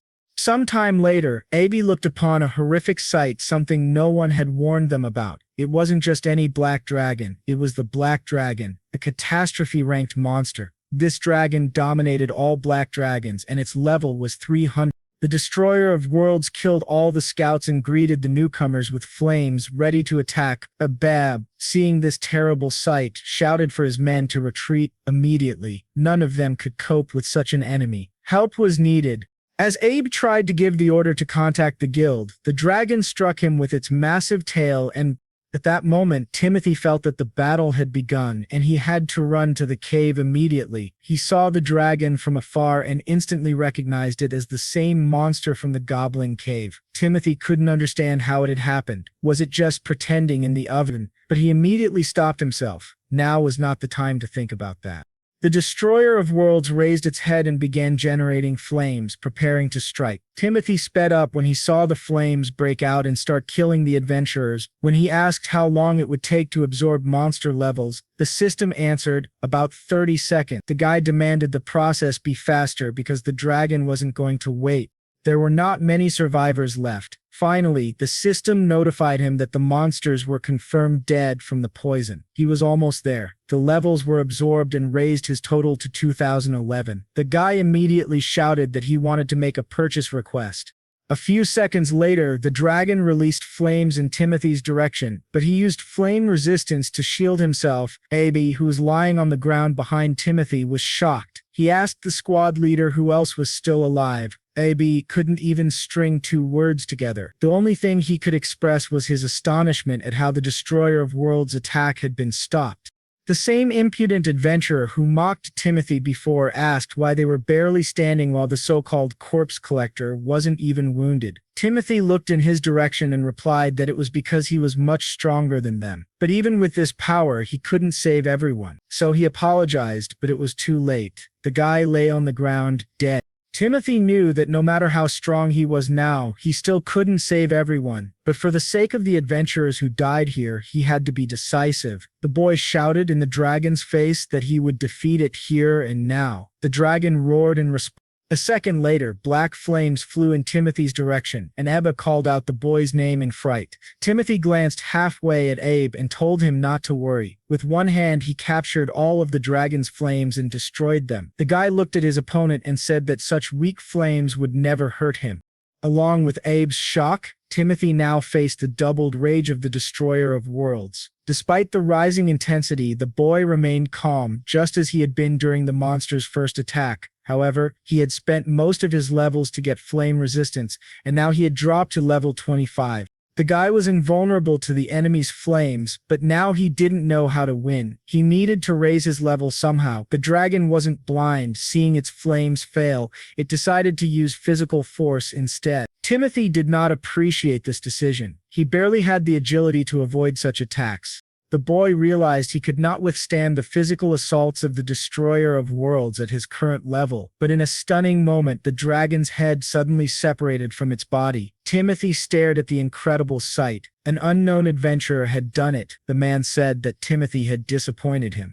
Impressed by the speed of events and the ease with which the dragon was slain, Timothy asked who the stranger was. The adventurer introduced himself as Tyler and said that he was the only one of his kind on the entire continent. Radiating infinite self-confidence, the guy added that he was the only adventurer of catastrophe rank.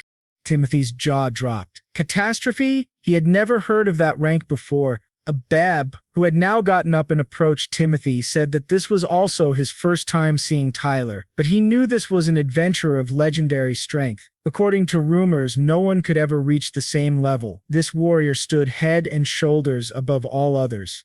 Four eyes were now fixed on Tyler, scrutinizing a man of such rare power and realizing what it meant. Tyler laughed loudly and turned to Ab, flattered that the guy was well educated on the subject. Timothy, looking at Tyler's data, agreed. This man was undoubtedly above all people. Tyler was level 300.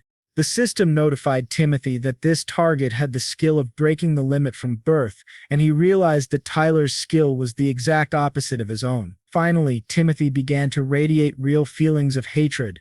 Tyler then revealed that the adventurer in black armor had disrupted all his plans. Timothy looked at the man in surprise and asked what he meant. Tyler asked if Timothy hadn't heard what people were saying about him in the village, that he was described as a hero in black armor who defeated a demon one-on-one. Because of all the praise aimed at Tyler, he had wondered if the rumors were true, but Timothy's presence had only disappointed him. Suddenly, the destroyer of worlds opened its eyes and growled. The adventurer didn't even flinch, despite sitting on its back. A second later, Tyler plunged his sword into the dragon's head and ordered it to shut up. "We're having an important conversation here," he said, "and the dragon doesn't need to interrupt." Tyler then asked if the boys knew that the destroyer of worlds would continue to regenerate unless its magical core was destroyed. The guy looked ominously at him. He knew in his heart that it was the same dragon, was still surprised because his suspicions had turned out to be true. Tyler, meanwhile, said that he hadn't destroyed the core at that time. He had just left the dragon to die in that cave. He had watched as the monster, after eating a piece of dragon flesh, evolved very quickly and became even fiercer. The destroyer of worlds was too strong a dragon and wouldn't have left even a single piece of the village untouched. That's why Tyler needed a monster weaker than him, and that one-eyed man was perfect for the mission. The adventurer said the guys were probably wondering why he did it. He needed to set a monster on the village in order to become a hero. The second step would be to kill that dead lizard again and become even stronger. As a result, Tyler would gain unlimited power and become famous throughout the world. However, this lowlife in black armor had ruined everything. Tyler could no longer contain his emotions and just screamed. Timothy asked if all of this had been planned to achieve such petty goals. Tyler laughed and called him a fool, saying that an adventurer like him needed power, fame, money, and women. He sincerely believed that with such power he could live as he pleased. Timothy called Tyler stupid, a real idiot. The guy became furious. Many residents and good adventurers had died for the sake of his opponent's selfish desires. Scorching Tyler with his eyes, Timothy asked if he had ever even thought about that. Without waiting for an answer, the boy turned to his armor and asked it to lend him its strength. He was eager to bring one arrogant bastard down to earth, and now was the right time for that. Tyler laughed arrogantly and asked if the boy really wanted to teach him a lesson. With a shout, he warned Timothy not to overestimate himself, claiming to be a noble body. The guy activated the power of his armor. Timothy looked at the enemy's actions with sadness, trying to come up with an alternative to fighting someone at level 300. He also realized that if they started a battle now, he wouldn't stand a chance at his current level, just 21. However, there was one detail that could help him: the dragon's core. If the boy destroyed it now, the armor would be able to absorb the dragon's level, and that monster had a level of 300. Timothy asked the armor if it had a skill for ranged attack that he could acquire right now. The system began searching, but it took a few seconds, and Tyler wasn't going to wait. He was already on the attack, shouting that it was too late to beg for mercy. He charged right into the middle of the group, and those nearby tried to jump away. The force of his attack was so strong that Abe and Timothy were thrown a long distance, unable to keep their balance or withstand the shockwave. In the end, Timothy fell to the ground, smoke pouring from his body in all directions. He couldn't get to his feet. He had experienced Tyler's power firsthand and finally understood what disaster rank meant. But Tyler wasn't going to stop. He shouted that Timothy must have gone crazy, claiming that this was his end. Timothy, however, realized that if this beating continued, he would be in real trouble. Unexpectedly, the system informed him that the search was complete and recommended purchasing the small grenade skill. Timothy didn't understand how that would help. He believed he couldn't destroy the core even if he tried, but the system said he didn't need to. In fact, the armor recommended using poisoned knives to increase their level. The guy got to his feet. Tyler, disappointed to see his opponent still standing, was enraged. He started shouting that Timothy couldn't even stand properly, let alone fight, but Timothy decided to fully rely on the armor system and made a request for small grenades. Tyler watched the guy's actions but didn't understand what he was doing. His opponent's behavior caused him to hesitate. Having acquired a new skill, Timothy said that everything was about to change and threw the knives in the adventurer's direction. The attack did not frighten Tyler at all. He laughed, calling it child's play. What was the point of throwing knives if they didn't even reach their target? But Timothy replied that the enemy was not the target. The former corpse collector shouted that this time he was aiming at the dragon. A second later, Timothy gave the command to explode, and Tyler didn't have time to do anything about it. With this new skill, which Timothy had just acquired, the Destroyer of Worlds was finally finished. Tyler twisted his head in all directions as the dragon's levels began to transfer into Timothy's armor. The system reported that the level had been absorbed and upgraded. Timothy immediately ran to attack the enemy. The two men faced off in a powerful confrontation, neither willing to give in. To top it all off, Tyler was very surprised to learn that his opponent had been only level 21. Timothy replied that it had been true at first, but now the situation had changed a bit. He was now level 31. Tyler finally understood. He had been wondering from the very beginning how this guy had been able to overcome the monster. When he struck Timothy again, he shouted that it was all because of the boy's damned ability. The enemy attacked again and again, forced Timothy flew across the clearing. Pausing for a moment, Tyler told the boy not to even think about joking with him. Was it possible that being just one level superior, the guy thought he could handle a catastrophe rank adventurer with vast combat experience? Tyler certainly didn't think so, and he told his opponent exactly that. He threw himself into another fight, but this time Timothy skillfully avoided his blow. In a moment, the guy was behind Tyler's back and struck him with a lightning punch. Stunned, the catastrophe-ranked adventurer barely managed to repel the swift attack. This crossing of blades between the two enemies caused a huge vortex of shockwaves.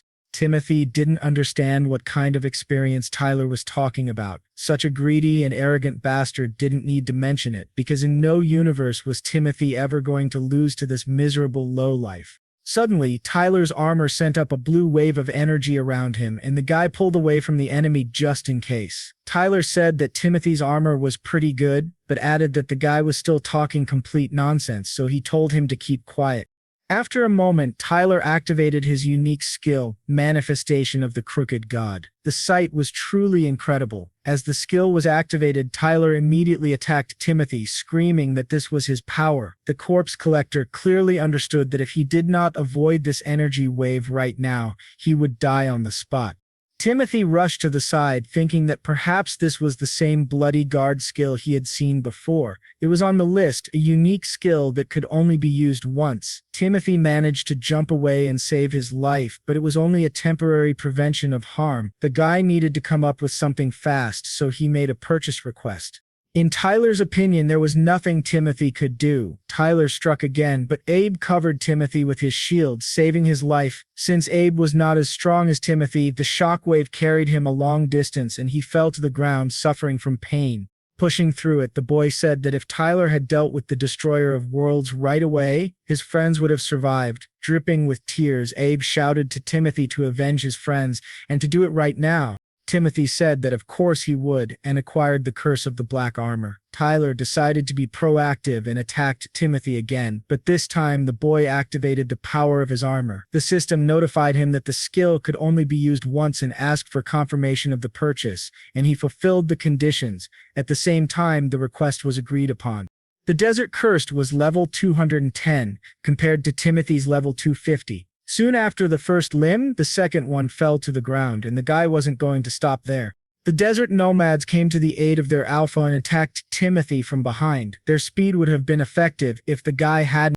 The cost ranged from 1 to infinity, and there was an option to pay extra for any number of levels. Timothy immediately announced that he wanted to add more levels because he was not satisfied with just 1. The next second, the guy announced that he wanted to pay for 29 levels, which should result in a total of 100.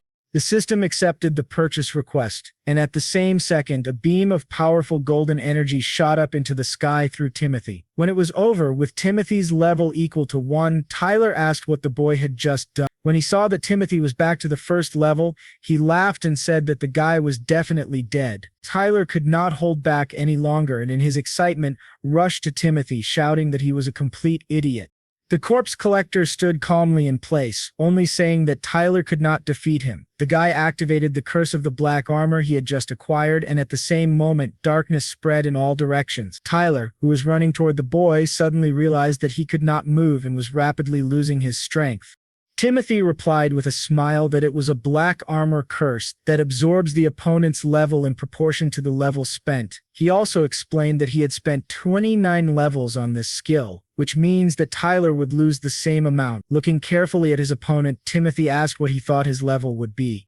Tyler was beside himself with anger. He thought that Timothy must be joking. The guy demanded his immediate release. For Timothy and Tyler, everything was quite simple, but from this moment on, everything would change dramatically. From now on, both of them would have the first level, no matter how much the adventurer with the rank of disaster would like it. Sometime later, Tyler fell to the ground, exhausted from the stress he had experienced. He thought what had happened was impossible. Looking at the monitor with his readings, the guy shouted that this was complete idiocy. No matter how much he screamed, everything remained the same. He had the first level, the 29 others were lost.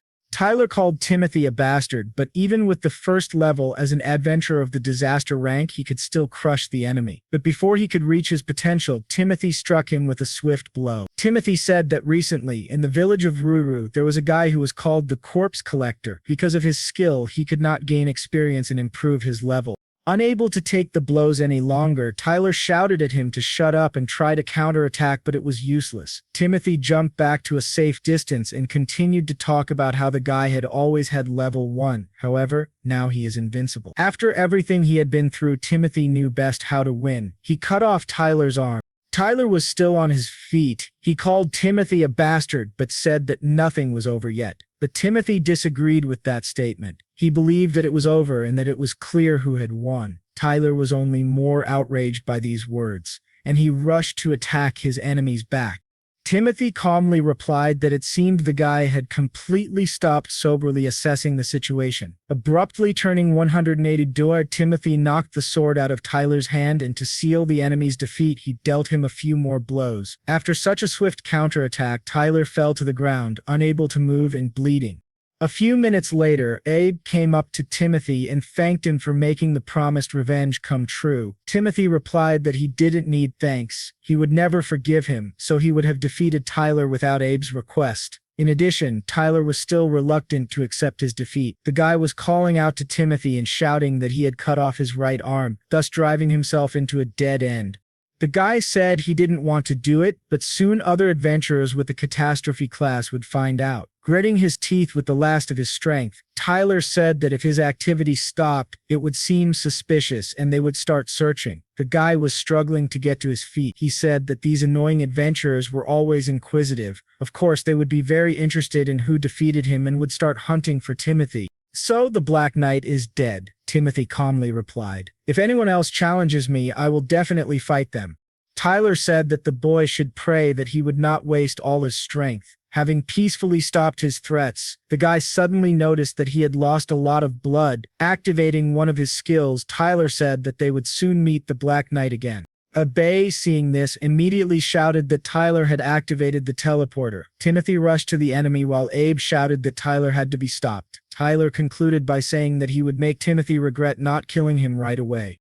Timothy looked at the column of red energy that rose to the sky and promised that next time he would be sure to finish him off. Abe didn't know what to do now. Tyler would definitely come back for them with reinforcements. But Timothy replied that everything would be fine and that they themselves needed to leave. Even if Tyler gets in his way again, Timothy will definitely overcome him. Abe was relieved and said that he was relying on Timothy in this matter.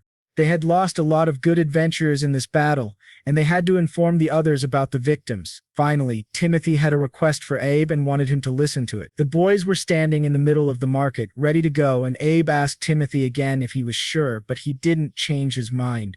Abby said that when Timothy asked him for a favor, he expected something incredible from such a strong adventurer, but instead the guy asked Abe to take him to another city. Timothy was a man who could surprise. The guy said that he would actually like to continue helping the residents of this village and remain its defender. However, for now, Timothy had attracted the attention of disaster-class adventurers, and something had to be done about it. Sooner or later, if the boy stayed here, adventurers like Tyler would find him. But Timothy would like to protect the villagers from such a threat. After listening to the boy, Abe said that he understood Timothy well, which is why he decided to listen to his request to the end. To date, they had dealt with the destroyer of worlds, and it was a worthy cause for pride. Abe said that he had already informed the guild about the losses, and about Timothy himself, showing the boy the magic communicator.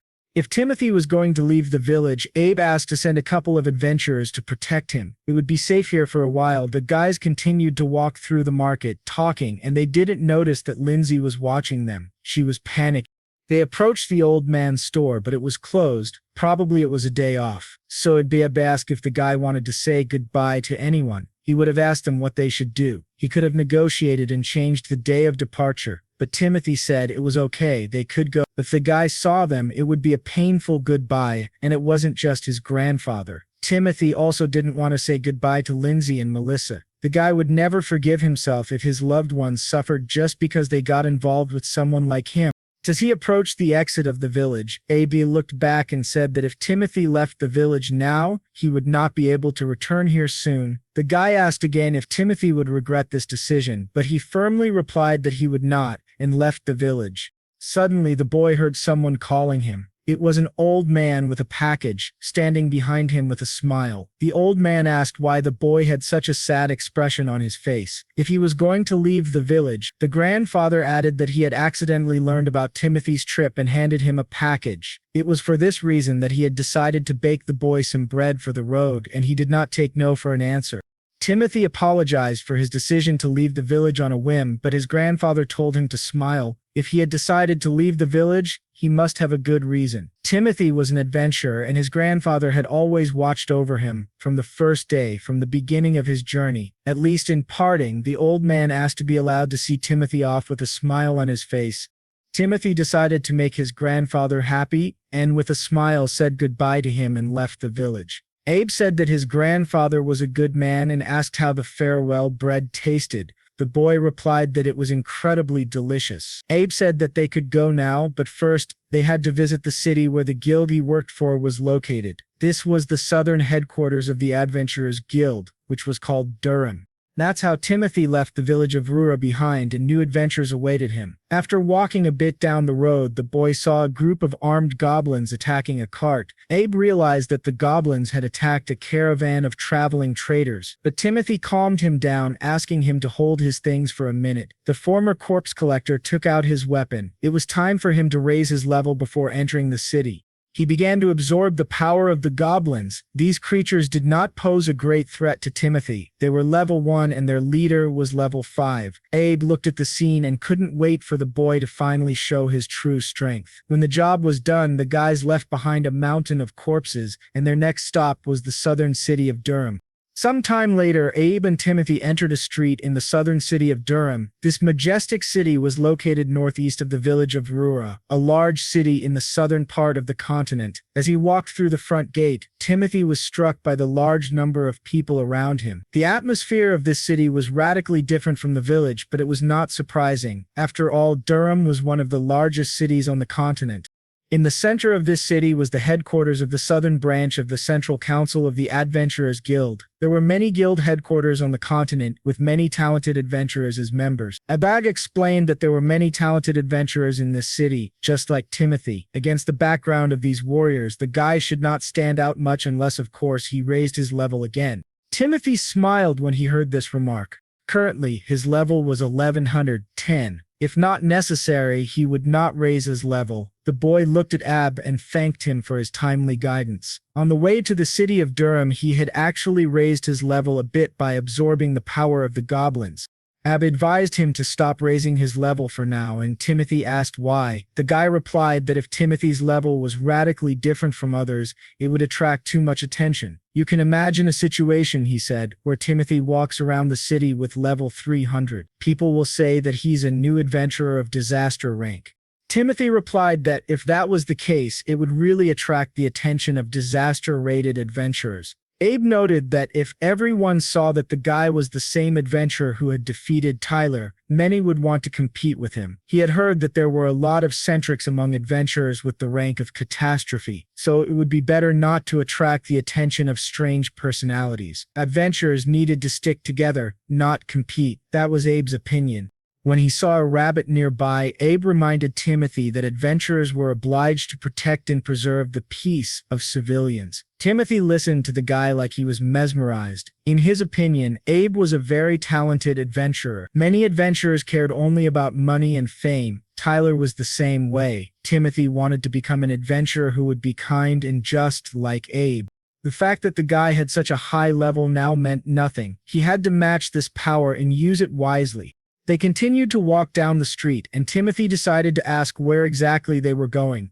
Abe apologized and explained that they had gotten carried away and he hadn't told Timothy they needed to report on the Destroyer of Worlds. So first, they would go to the guild headquarters. The guys reached their destination and approached the counter, where an employee greeted them and asked what order they wanted to report. Abe replied that he had transmitted the entire mission report via the communicator. The girl said that if so, she would give him the reward right away. Smiling, she asked him to tell her the name of the mission he had completed. After a short pause, Abe said it was the incident in the village of Rura, the Destroyer of Worlds. The smile immediately disappeared from the girl's face. She turned around and walked away, muttering that she would bring Abe his reward right away. After a few minutes, she returned and put several bags of gold coins on the counter. She said that this was the reward for the mission. Since all the members of Abe's group were dead, the entire reward went to the only surviving adventurer. That person was Abe, who at that moment was looking at the girl, unable to say a word. Timothy was amazed, wondering why Abe had been so depressed all the way here. It was clear now. The boy felt guilty for being the only survivor of that massacre, and this guilt tormented him. Abe eventually took the money from the counter. The employee folded her arms across her chest and expressed her sincere condolences. On their way out, Timothy asked his silent friend what the girl had said to him. Pausing, Abe replied that members of his squad had died and he, as the leader, had to take responsibility for their lives. The guys went outside and Abe stopped on the threshold. The guy sighed. The rumors had spread faster than he expected. He didn't want his problems to affect Timothy, but the crowd of adventurers who wanted him dead deprived him of that opportunity. People demanded that he meet with the families of those who died and give them the money he received for the mission. Fade decided to accept all the anger of others. He was in charge of the squad, and because of his mistake, all his comrades died. That is why, no matter what his desires were and no matter how much he regretted what he had done, he was ready to accept all the accusations. It did not change the fact of his guilt. The crowd demanded answers to their questions and accusations. In their eyes, he was an unworthy leader, and all this horror had happened because of him. After hearing the accusations, Abe replied that he took full responsibility for what had happened. He added that he was unable to save any member of his group from certain death. The guy, with tears in his eyes, continued to say that everyone who was with him had died because of his mistakes. One man in the crowd shouted that it didn't matter how much Abe regretted what he did. Suddenly, all his anger turned into tears, and he said that all those who died were the best adventurers. The guy looked up and shouted again, wondering how they could lose to a level 50 flame dragon. Timothy couldn't understand what was happening. Everyone around Abe was wrong. It was not like that at all. He knew that they were facing a world destroyer of the 300th level, and none of the adventurers were prepared to face such a destructive force. The boy couldn't stand this slander any longer. He shouted that everyone present was wrong and wanted to tell the truth, but Abe stopped him without turning around. The guy said that he was very grateful to Timothy for his concern, but he could not allow him to speak. It was his mistakes that killed the entire group of adventurers, and he really thought so. If he had ordered the evacuation of the villagers, then he could have avoided all these deaths. The boy's argument was interrupted by another adventurer from the crowd who wanted to know what they were talking about. The adventurer shouted at Abe, accusing him of sacrificing his comrades for the sake of a reward. As soon as the man finished speaking, Timothy immediately ran up to him and shouted that Abe would never do that. But the burly man looked at the boy and ordered him to shut up. He did not want to hear excuses from strangers. Timothy did not remain silent. He replied that he was not a stranger. He, along with Abe, had fought a world destroyer of the 300th level. This news caused a stir among the crowd. If it was true, their return was a miracle, and someone needed to go to the guild for details. The burly giant said that the boy was talking nonsense and revealed his level to Timothy, but a moment later he was surprised to find that Timothy had the same level as him. This giant's name was Will, and he was at level 110. Now, the man doubted that a boy with this level could survive a battle against a level 300 monster. Timothy couldn't give any details, so he simply answered that he had his reasons. This response provoked a strong reaction and laughter from the man, who thought Timothy was making it all up. The giant told Timothy to go away, but Timothy replied that he could only be forced to do so. Both of them were stubborn. A moment later, their swords were drawn and clashed. The first attack kicked up a lot of dust. Appy, covering his face, asked Timothy to stop, saying that it was all his fault. He couldn't save his comrades and brothers in arms, and he considered himself a terrible leader. The fight didn't stop, no matter how much Abby wanted it to. Neither of the opponents was willing to retreat. Timothy shouted that it was all a lie. Yes, all of the boy's friends had died. That was a fact. But there were important details being ignored. Continuing to attack, Timothy said that no one could have foreseen such a tragic ending. Abe had stayed with his comrades to the very end. Even in the face of death, he didn't run away or abandon them. Timothy knocked the sword out of his enemy's hands with a lightning-fast strike, and it stuck in the cracks of the pavement. In conclusion, Timothy said that someone who had arranged all these deaths for the sake of a reward would never mourn his friends like this. Abe was not a bad leader at all. If he wanted to take responsibility for the deaths of his comrades, Timothy wouldn't object, but personally he believed it was wrong to take responsibility for everything, as much of it had been completely out of Abe's control. That was why Timothy wanted to protect Abe from such thoughts. He turned to his friend and called him a leader who, despite the situation, had not abandoned his comrades and had avenged their deaths. Abel, with tears in his eyes, looked at the boy and asked why he was helping him. Timothy extended his hand and told him that he was the ideal adventurer he aspired to be. That was the reason. But the burly giant did not want to be defeated. Pulling out a knife, he attacked Timothy from behind. Abe, seeing this, tried to warn the boy. Timothy looked back, but the danger was suddenly gone. Behind him, a dapper adventurer had appeared and placed his sword at Will's neck, stopping his cowardly attack. The unexpected appearance of the stranger made Timothy tense. He felt a terrible aura around the man and wondered who he was. But Abe stopped Timothy and told him he could put his sword down. The man was his colleague. He was known as the Supreme Adventurer of the Sword of Salvation Guild. His name was Mr. Lyall, and he was level 200. Timothy breathed a sigh of relief. It turned out to be Abe's friend. Lyall asked if this was the same Timothy, and Abe confirmed it. He said that Timothy had saved him in the battle against the Destroyer of Worlds. Not only had he saved him, but they had defeated the monster together. After a short pause, Lyall added that this was not the end. The two had also encountered that bastard Tyler along the way. Impressed, Timothy asked how Lyall knew about him. Abe replied that he had told Lyall everything that had happened in the village. He also added that because of this he had reported his encounters with Tyler to the central leadership and the guild master. It was because of Tyler that the Destroyer of Worlds had not been killed in time, which had caused a lot of problems. But thanks to Timothy, they had managed to kill the dragon, something that wouldn't have happened if Tyler had destroyed the core when he had the chance. Tyler had known about it perfectly well. That's why after these events, a bounty was placed on his head too. Lyall said he had only recently arrived in the city. He had been on an expedition and could not come to the aid of their group earlier. Abe had reported everything that happened after the expedition was over. As soon as the head of the guild learned the details, he came to Durham immediately. But now a bunch of idiots were accusing the squad leader of the deaths of his comrades, without even investigating the situation or learning all the facts.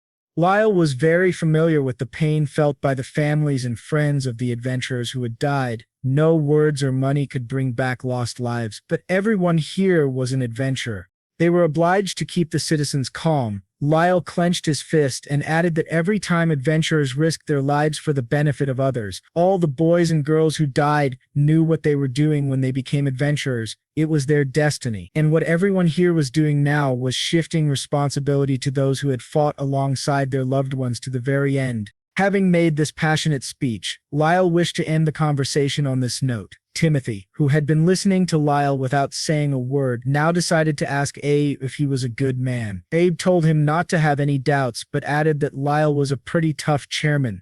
Waiting for the crowd to disperse, Lyall turned sharply toward Abe and announced without preamble that he was kicking him out of the guild. The man explained that even though he had resolved the misunderstanding, the boy's incompetence could not be justified. He could not leave a leader who had doomed an entire team to death in one of Durham's strongest guilds, the Sword of Salvation. Timothy was amazed. Was the guy really a member of the strongest guild in the city? Was it really that first class? Lyall, meanwhile, apologized to Abe, saying he didn't see any other choice, though he imagined Abe might have some objections to it. But Abe said he didn't have any. He just wanted to ask Lyall for a favor in the end. Putting his hand on Timothy's shoulder, he asked if the candidate could be accepted into the Sword of Salvation Guild. If Timothy could find allies in the guild, he could achieve great results in the future, benefiting the city. Abe sincerely believed that even though he had been expelled, Timothy had every prospect of becoming a first-class adventurer. Just as Lyall was about to agree, Timothy interrupted the conversation. He said he was against letting Abe be irrevocably expelled from the guild, but also that he would never agree to join a guild that abandons its own comrades. Abe tried to reassure Timothy, saying that if he joined the guild, he would be able to enlist the support of various people. Moreover, Abe knew that Timothy himself wanted to actively help others, so he should join the guild. After listening to his friend's arguments, Timothy replied that in that case he would create a guild himself with his own hands. Sometime later, the boys were walking side by side in the narrow streets of Durham, not carrying many things. Eventually, they arrived at a dilapidated tower. Timothy stopped, amazed. After looking at the questionable piece of architecture, he asked Abe if this was really the right place for them.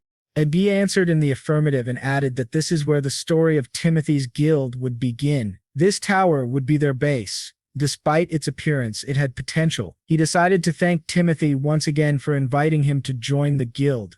He announced the creation of his own guild immediately after Abe's expulsion. At that very moment, Abe became the first member of the new guild, right in front of Lyall. Timothy was well aware that he had a lot to learn from Abe, so he didn't want to hear him say thank you. The boy knew that, in order to become a first-class adventurer like Abe, he would be happy to receive any advice on the matter. Timothy also realized that even though they had their own base, they would still have to rebuild it from scratch. They were still not officially considered a guild, and they didn't have much money.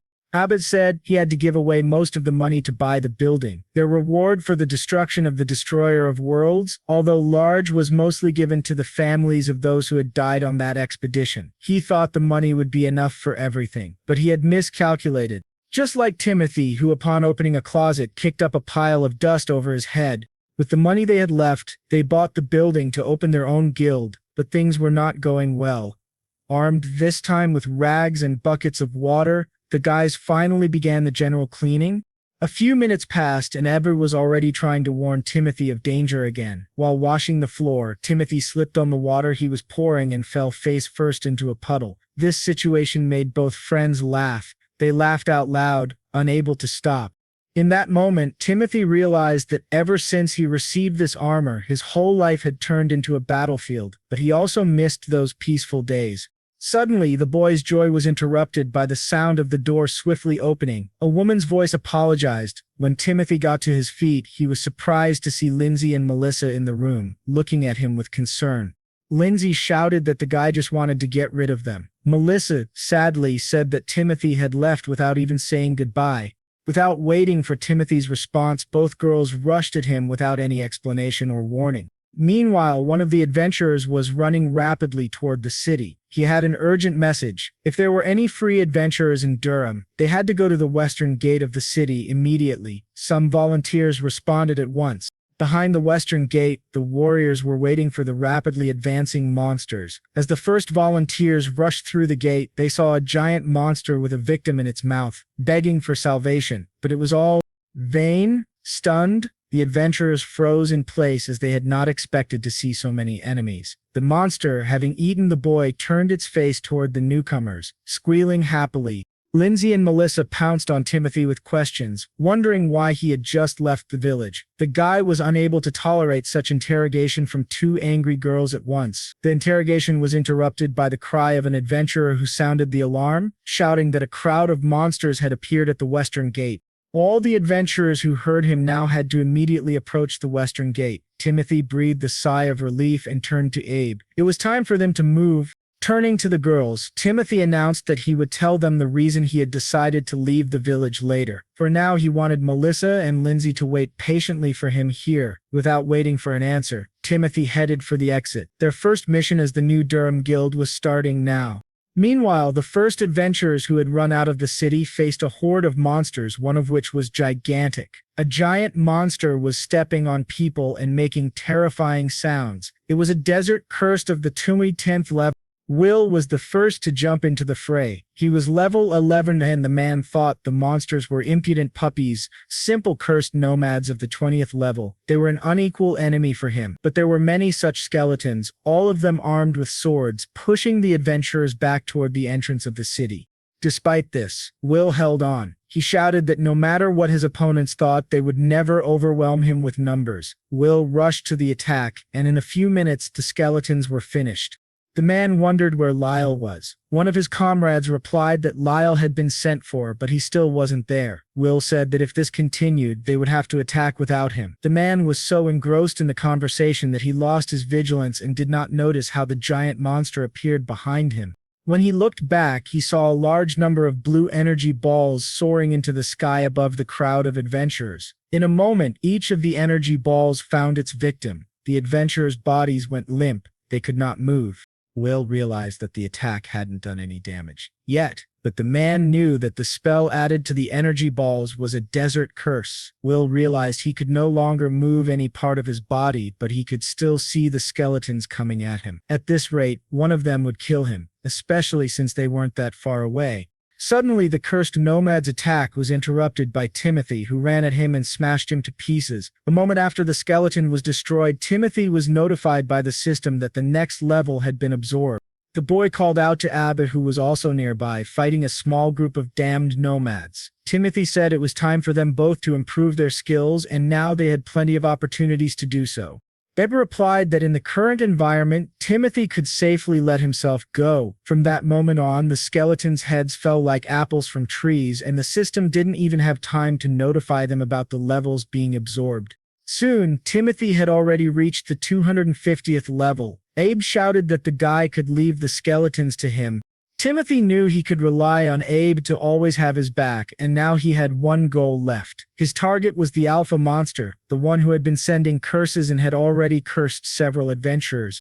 Rushing at the monster, Timothy shouted that this time the curse would have to be borne by the desert cursed himself. With a smile on his face, the boy said he would be very eager to find out how the monster would cope with his curse.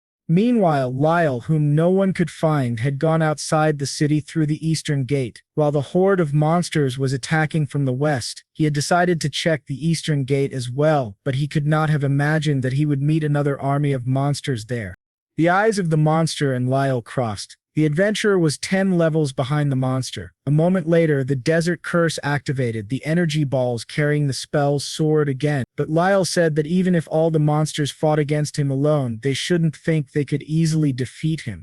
The head of the guild admitted that, as his opponent, the desert curse deserved to be captured. But unfortunately, no matter what army the monster assembled, it would not be enough to defeat Lyall. A second later, Lyall activated the legendary demonic coming skill. He shouted that the lives of the monsters would end in exactly 5 seconds. At the western gate, Timothy was fighting with the desert cursed, saying that it was the monster's turn to feel the curse. The guy struck the first blow, cutting off a limb. He was very curious how the desert cursed would cope with an opponent like him. The desert cursed was level 210 compared to Timothy's level 250. Soon after the first limb, the second one fell to the ground, and the guy wasn't going to stop there. The desert nomads came to the aid of their alpha and attacked Timothy from behind. Their speed would have been effective if the guy hadn't. He had been so fast that he instantly jumped to the side and launched a counterattack. Timothy was even a little disappointed, as if this was all these monsters could offer him. The guy realized that his opponents had no chance against him. They would all die now. Another level was absorbed, and it was quite easy for him to reach the 290th level in this battle, but there was still an obstacle in the form of a giant monster who wanted him dead. The desert cursed swung at Timothy with the claws. Realizing that it would not be able to capture the enemy, the desert cursed fired energy balls with spells in his direction. Abe, who saw this, began to worry about Timothy. He warned the boy not to touch those bullets, but Timothy reassured his friend, activated the power of his sword, and said that everything was fine. A moment later, a protective sphere of energy formed around Timothy, and he knew that the desert cursed would never hit him. The two friends were so engrossed in the battle that they did not notice the eyes of the other adventurers watching them, including Will. While the adventurers who were conscious were trying to figure out who he was, Will recognized the scumbag he had fought in the square. After a series of lightning attacks, the desert cursed fell to the ground, draining the liquid that had kept him alive. Timothy said that the monster had cursed many innocent people and asked if he was satisfied with himself. The guy's answer didn't matter. Regardless, the desert cursed would die right now. Suddenly, the monster released hundreds of energy balls with a spell into the sky, which hovered in place. Timothy did not understand what was happening. The desert cursed screeched loudly, and the energy balls flew rapidly toward the city of Durham. Timothy was angry with himself for letting his guard down, and with one blow, he sliced open the skull of the desert cursed. The boy realized that the monster's curse was originally aimed at the city of Durham. Local residents saw unexplained objects in the sky above them that were rapidly approaching, and no one knew what they were. Timothy realized that the locals' innocent people were the true targets of these monsters, and that the monster's plan had already begun to take effect. While the boy was recovering from the shock, the system informed him that the level of the desert cursed had been absorbed, and Timothy's level was now 500. Abe, who had dealt with his own opponents, approached the boy and said that things were bad. The monster was not as dangerous as its curse. The curse of the desert cursed was not easy to get rid of. The victim faces a slow and painful death. Because of the monster's last attack, most of the town's people must have suffered from the curse. Timothy asked if there was anyone in town who could break the curse, but Abe said that only high-level magicians could do it. However, there was a caveat. In the strongest guild in Durham, the Sword of Salvation, there were only 3 mages with this level.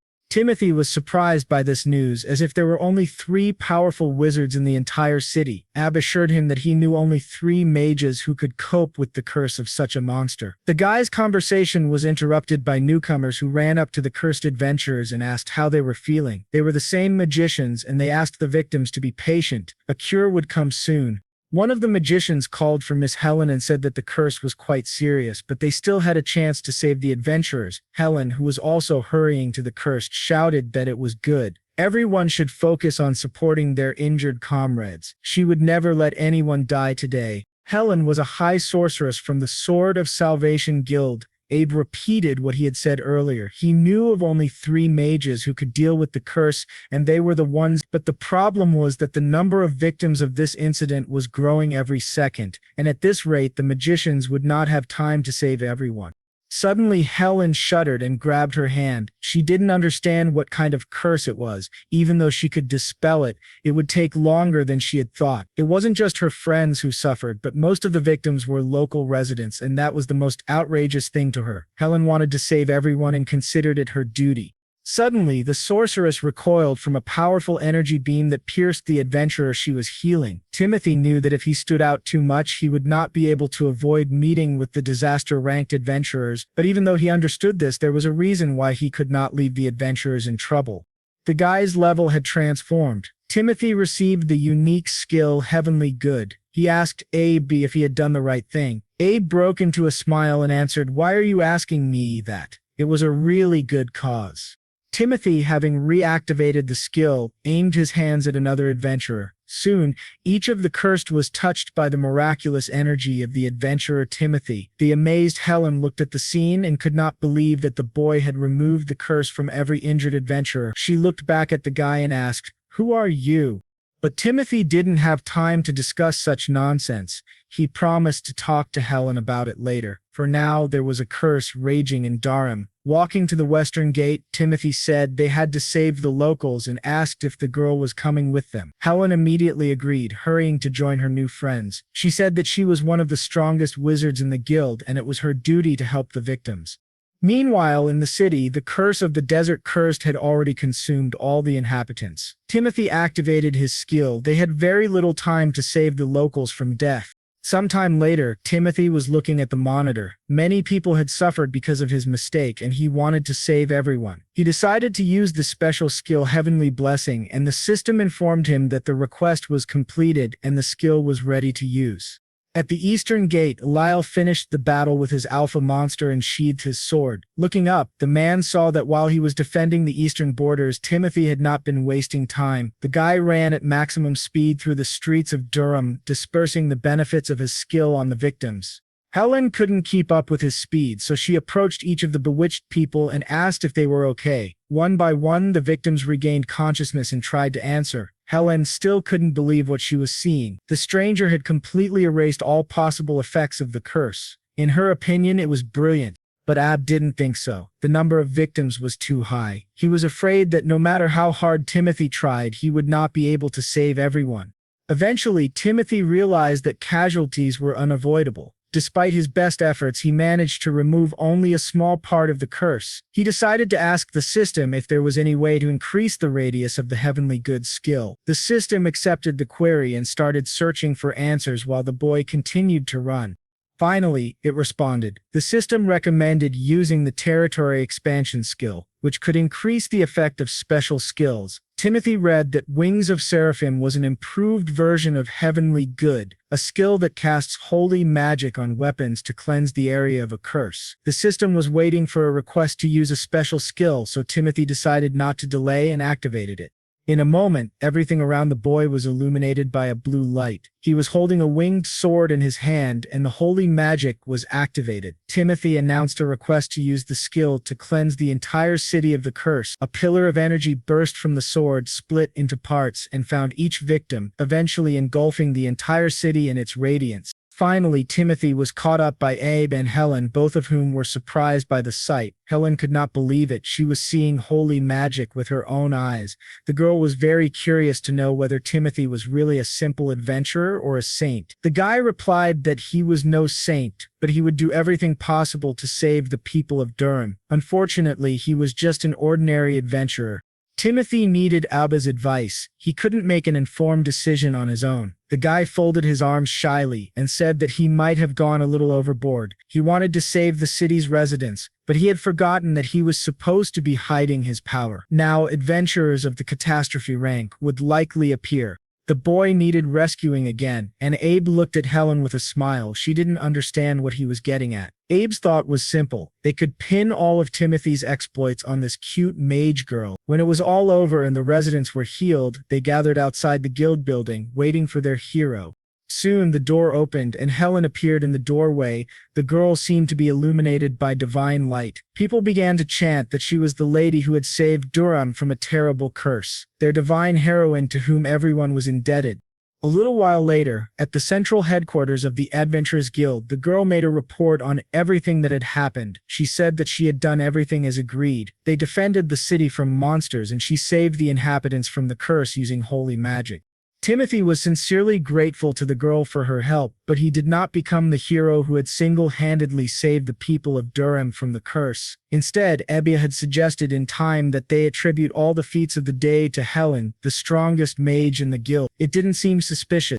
Helen said that she still had to write a detailed report on what happened, and the guys assured her that they would help with it. Timothy once again apologized to the girl for putting all these worries on her shoulders, but Helen said that everything was fine. The boy had saved all the residents from this unspeakable horror. She wanted him to accept this as repayment for saving the victims. From now on, he could count on any help from her. The guys looked at each other and liked the idea. Ab said that the guild seemed to have gained more members because of the stories about the heroine who saved the city, but the girl told him to be quiet. She didn't like being called that. Abs thought it was only natural. Helen was one Helen was one of the best mages in the guild, so the title of divine heroine who saved the city suited her. The most important thing in Ab's opinion was not to pretend, but to believe the lie himself. The divine heroine gave the residents confidence that they would always be protected by someone like Helen. Timothy, in the opinion of both boys, was not suitable for this role at all. That's why Abe decided to summarize that Helen was destined to play such a responsible role. The girl blushed. The word role seemed rather pretentious to her. She didn't consider herself an actress. Timothy asked Abe if he was sure the plan would work, and Abe once again answered in the affirmative. He was confident that thanks to Timothy's incredible abilities, they could make Helen a living legend in Durham. The girl magician simply could not stand all these grandiose plans of the boys, but no one listened to her. Abba grabbed Helen's hand and dragged her to a secluded spot, with Timothy trailing behind. Abba wanted Timothy to give the girl holy power so that the townspeople wouldn't be suspicious. If they wanted to maintain Helen's status as the divine heroine, she needed to be given that same divinity. Fear settled in the girl's eyes, and she asked how Timothy was going to give her the power if he was going to shoot holy light at her. Timothy simply apologized for what he was about to do and assured her that he wouldn't harm her. Everything would be fine. Finally, Timothy said that if Helen didn't want it, he would understand and they would go their separate ways. After some thought, the girl replied that she had already said she could be counted on. Timothy had saved lives in front of her, so she trusted his decisions. The guy came closer to her and thanked her once again for her service. If Helen allowed him, he could no longer hold back. A second later, the girl was illuminated by a golden divine light that almost knocked her down. Timothy had activated the wings of Seraphim and shared them with his accomplice.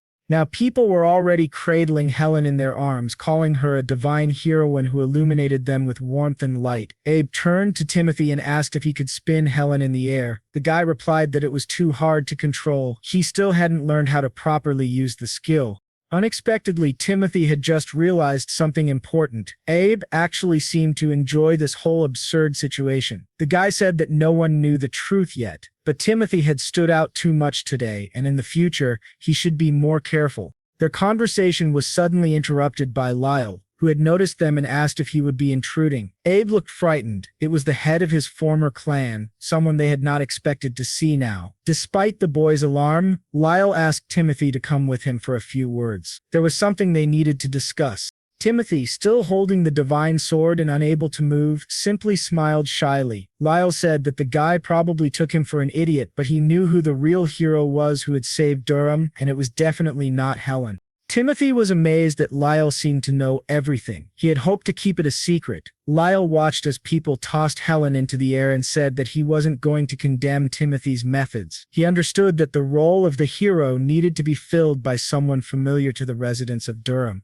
However, the boys had been seen by other adventurers fighting at the Western Gate. Not only adventurers from the Sword of Salvation Guild took part in that great battle. Abe never would have thought that Lyall would care about such a detail, or that the man would want to talk to them in person about something so trivial. But Lyall denied it. He said he didn't care how many adventurers had seen Timothy in action and wasn't going to scold him for it. Abe hung back a bit, unsure what exactly the conversation was about. Lyall said that when the monsters attacked the Western Gate, the boys had no idea what was happening at the Eastern Gate. It was a rhetorical question because the boys truly didn't know what had happened on the other side of Durham. They wanted more information. Lyall wasn't at all surprised that no one knew. What happened at the Eastern Gate had been quickly hushed up because only the adventurers of the Sword of Salvation Guild were there. After some thought, Abe finally asked the question, what exactly happened on the other side of Durham?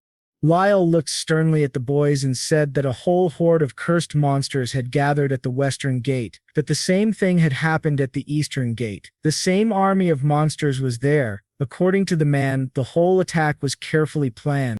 This news caused shock and outrage in Timothy. At the same time, he asked if there had been any victims at the Eastern Gate.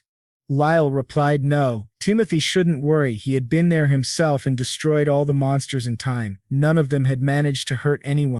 It was to be expected from the supreme adventurer of one of the most famous guilds on the continent. Lyall had checked another gate, and without his help they wouldn't have been able to deal with such an army. But he emphasized there were more serious problems than just the battle. The head of the Sword of Salvation Guild believed that the attack had been organized from two sides simultaneously. The monsters were incapable of planning well enough to orchestrate such a coordinated assault on their own. A human-organized attack was highly likely. This information made the boys instantly fall silent. They had never thought about the mechanics of monster behavior, and the idea came as a surprise. AB thought about it for a while and admitted that a lot about the attack didn't add up. He had been living in Durham for a long time, but he had never seen monsters like those before. He also found their behavior strange and said he had asked other adventurers if they had encountered anything similar, but no one had. Timothy asked if this was really so unusual, and Abe replied that such monsters didn't live in these parts. Given their size, hostility, and power, it would be nearly impossible not to run into them if they were native. It was strange that such a creature had shown up next to Durham at all. After the explanation, Lyall decided to summarize. He added that these monsters, in other words, were summoned by someone. If a person possessed a special skill or magic, they could easily summon monsters into an army. Timothy was amazed. It meant that someone really wanted to destroy the city of Durham. If someone was truly plotting something so insidious, then all adventurers needed to strengthen the city's defenses. This was exactly what Lyall had wanted to talk about. He wanted Timothy to create his own guild as soon as possible so he could fight side by side with the Sword of Salvation Guild. Abba pointed out that, for the time being, they couldn't officially register a guild. There was a lot of paperwork and bureaucracy involved. Lyall replied that he was ready to help the boys by making arrangements with the central government. In return, he wanted two promises from Timothy. The first was a promise to support cooperation between their guilds as a direct founder. The second was a promise that Lyall could personally evaluate Timothy's skills in a training match to ensure he was truly competent. Lyall asked if the boy could handle these conditions. Without hesitation, Timothy agreed. The head of the Sword of Salvation Guild was very impressed with Timothy's commitment and attitude. They were at the Central Council building of the Adventurers Guild at the training ground, and Lyall allowed Timothy to use any weapon he wanted. The man wanted to see the true power of the Dark Horse, Timothy, and to finally show his own.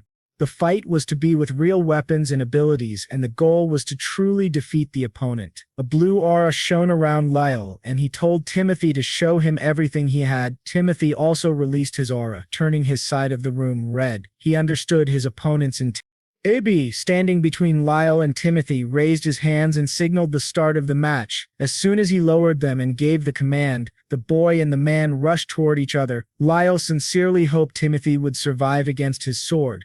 The two began to attack and defend in turn, gradually closing the distance. Despite all the skills he had acquired, Timothy was only at level 100. It was extremely difficult for him as his opponent Lyall, the head of the Sword of Salvation Guild, was level 200. The guy realized that victory in this sparring match was doomed from the start. With such a gap in levels, defeating Lyall was impossible. Timothy also realized that Lyall was fully aware of this. Still, the cards had been dealt. In this case, the former corpse collector decided his task was not to win, but to show his best. If Lyall wanted to see his true abilities, Timothy would definitely demonstrate them. The boy managed to break through Lyall's counterattack and crossed swords with him. In a moment, his sword was knocked from his hands and Timothy gritted his teeth. He had never been disarmed so quickly, but he had a trick up his sleeve. He summoned the Sword of Seraphim and attacked again. Lyall barely avoided being wounded. For the third time, the guy rushed forward in an indirect trajectory, but Lyall knocked another sword out of his hands with a lightning-fast swing. The man really liked the boy's persistence. Timothy didn't waste a second. Drawing a dagger, he tried to wound Lyall for the fourth time. Unable to land a blow at first, he continued to deliver swift attacks in the hope that one would succeed. When Lyall flew back to a safe distance to preserve his body's integrity, Timothy threw a dagger in his direction. Lyall had no trouble repelling what he thought was a naive attack. But while the head of the Sword of Salvation Guild was busy with such a trifle, Timothy managed to retrieve Seraphim's sword and flew over Lyall's head. The boy reasoned that even if the difference in their levels was too great, he hoped the man would enjoy. They fought to the fullest. The guy pointed his sword at the enemy and made his move. Lyall disappeared in a powerful energy beam that scattered stones in all directions. Abe was delighted. Despite the obvious difference in levels between the two, Timothy's fighting skills as an adventurer had definitely improved. He was watching the guy who landed on the ground in front of the fire he had lit himself.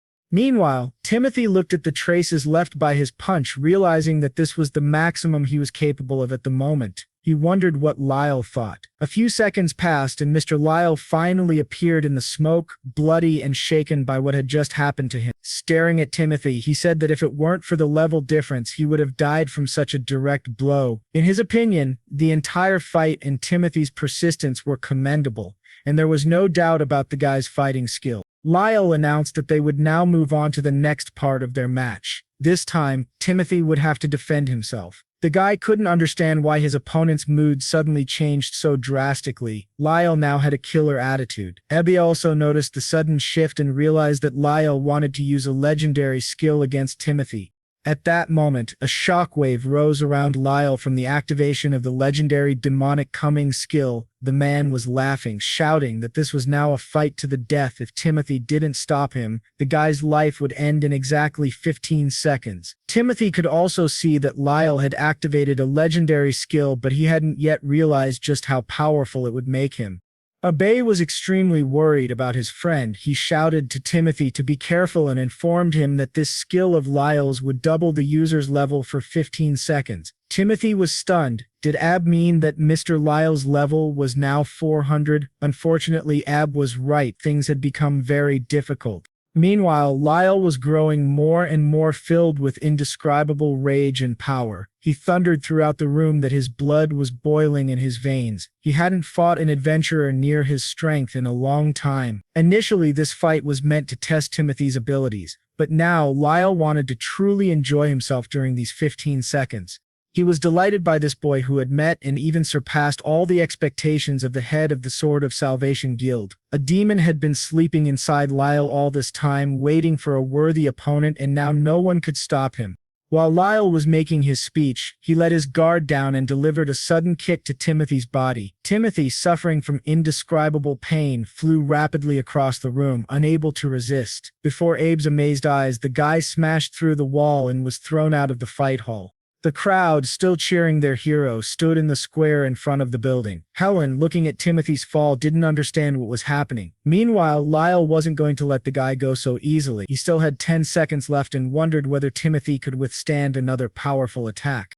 The countdown continued, and at the 9th second, Timothy began descending to the ground. His strength and consciousness nearly gone, the guy felt his mind slipping away. He was falling, wondering how he could have lost so suddenly.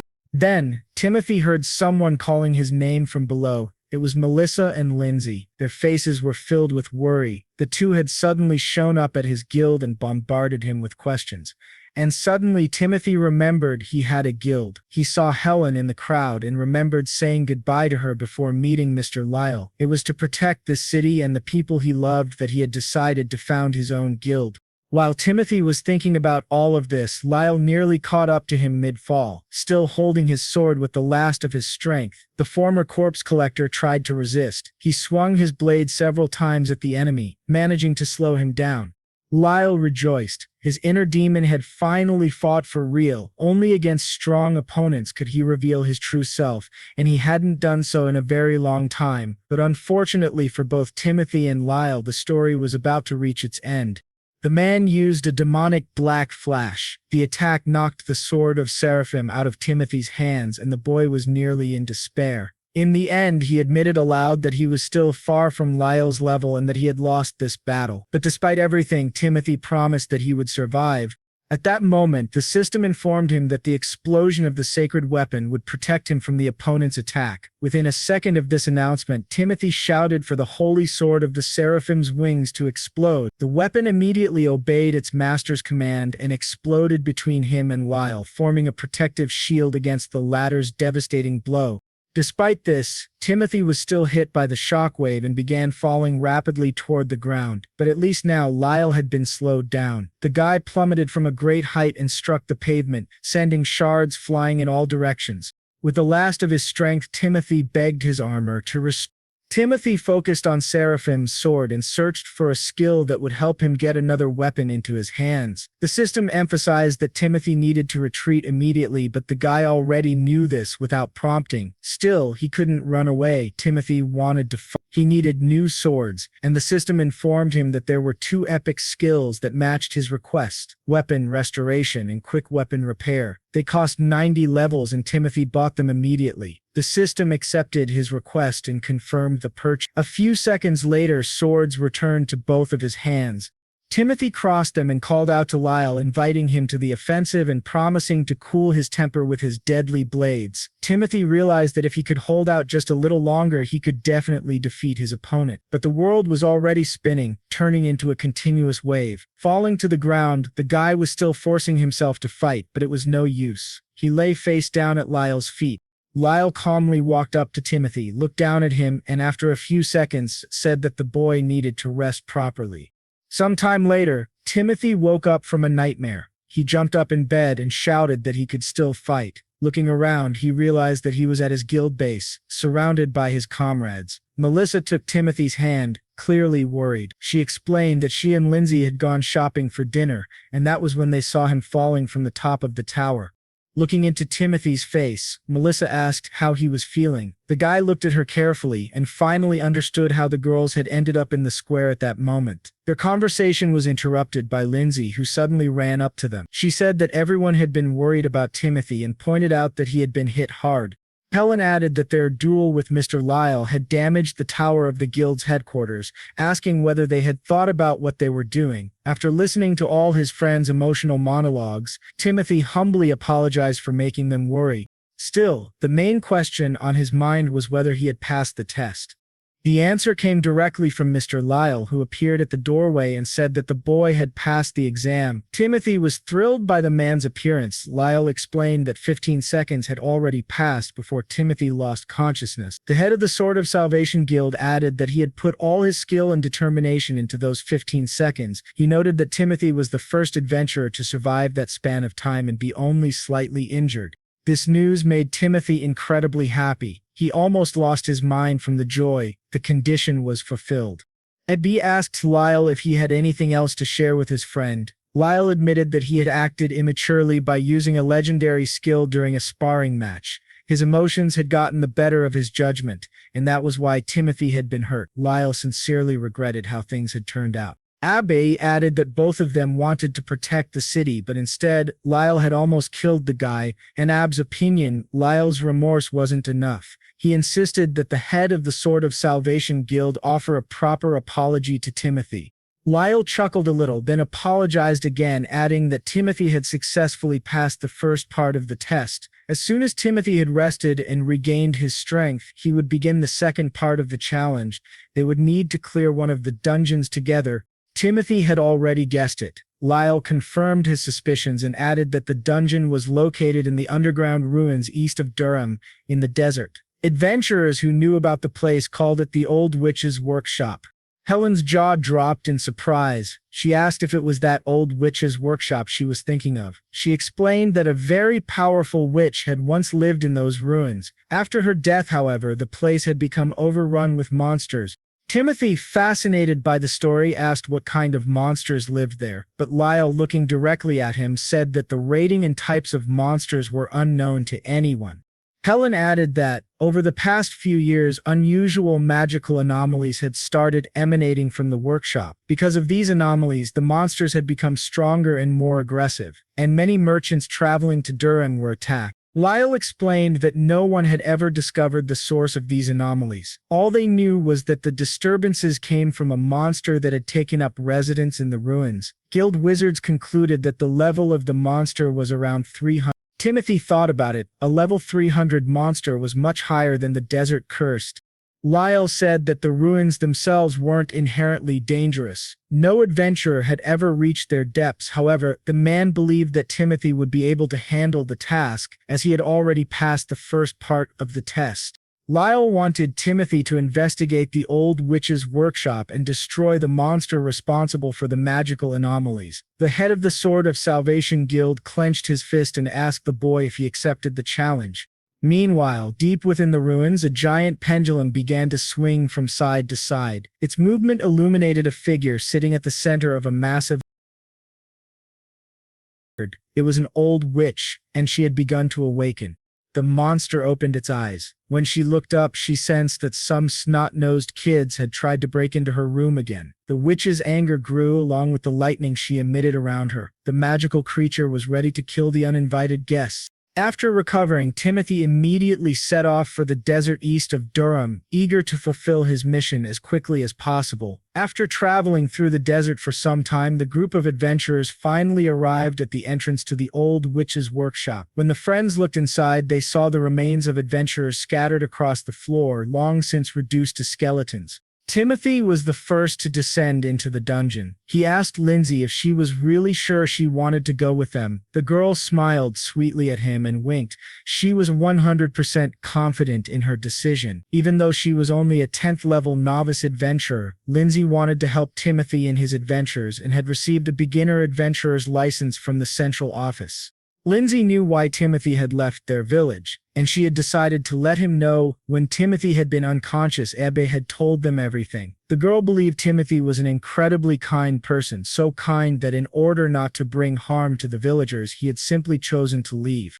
Now, Lindsay's biggest dream was to become as strong as Timothy. That's why she wanted to travel with their band of adventurers. Timothy noticed that the old witch's workshop was a very dangerous place to begin one's journey, and the girl was only level 10. But Lindsay, waving her arms hysterically, shouted that Timothy himself had also been level 10 when he left. The guy tried to explain to her, but she cut him off, saying she had already found out about his epic skill from the department. Unlike Timothy, Lindsay wouldn't gain levels unless she faced difficult battles. It was for the sake of power and increasing her rank that she was willing to take such crazy risks. While Timothy thought it was all a bit unreasonable, Lindsay finally tipped the scales in her favor by saying she knew he would always protect her in case of danger. Timothy scratched the back of his head. He was too tired to argue, so he let the girl come with them. These ardent persuasions were finally interrupted by Abe, who asked if they were ready to go inside. Timothy decided there was no point in lingering any longer and ordered everyone to descend into the workshop. Sometime later, the group of adventurers reached the first floor of the old witch's workshop. Helen felt an overwhelming amount of magical energy in the dungeon. It was definitely no ordinary ruin. Ebbe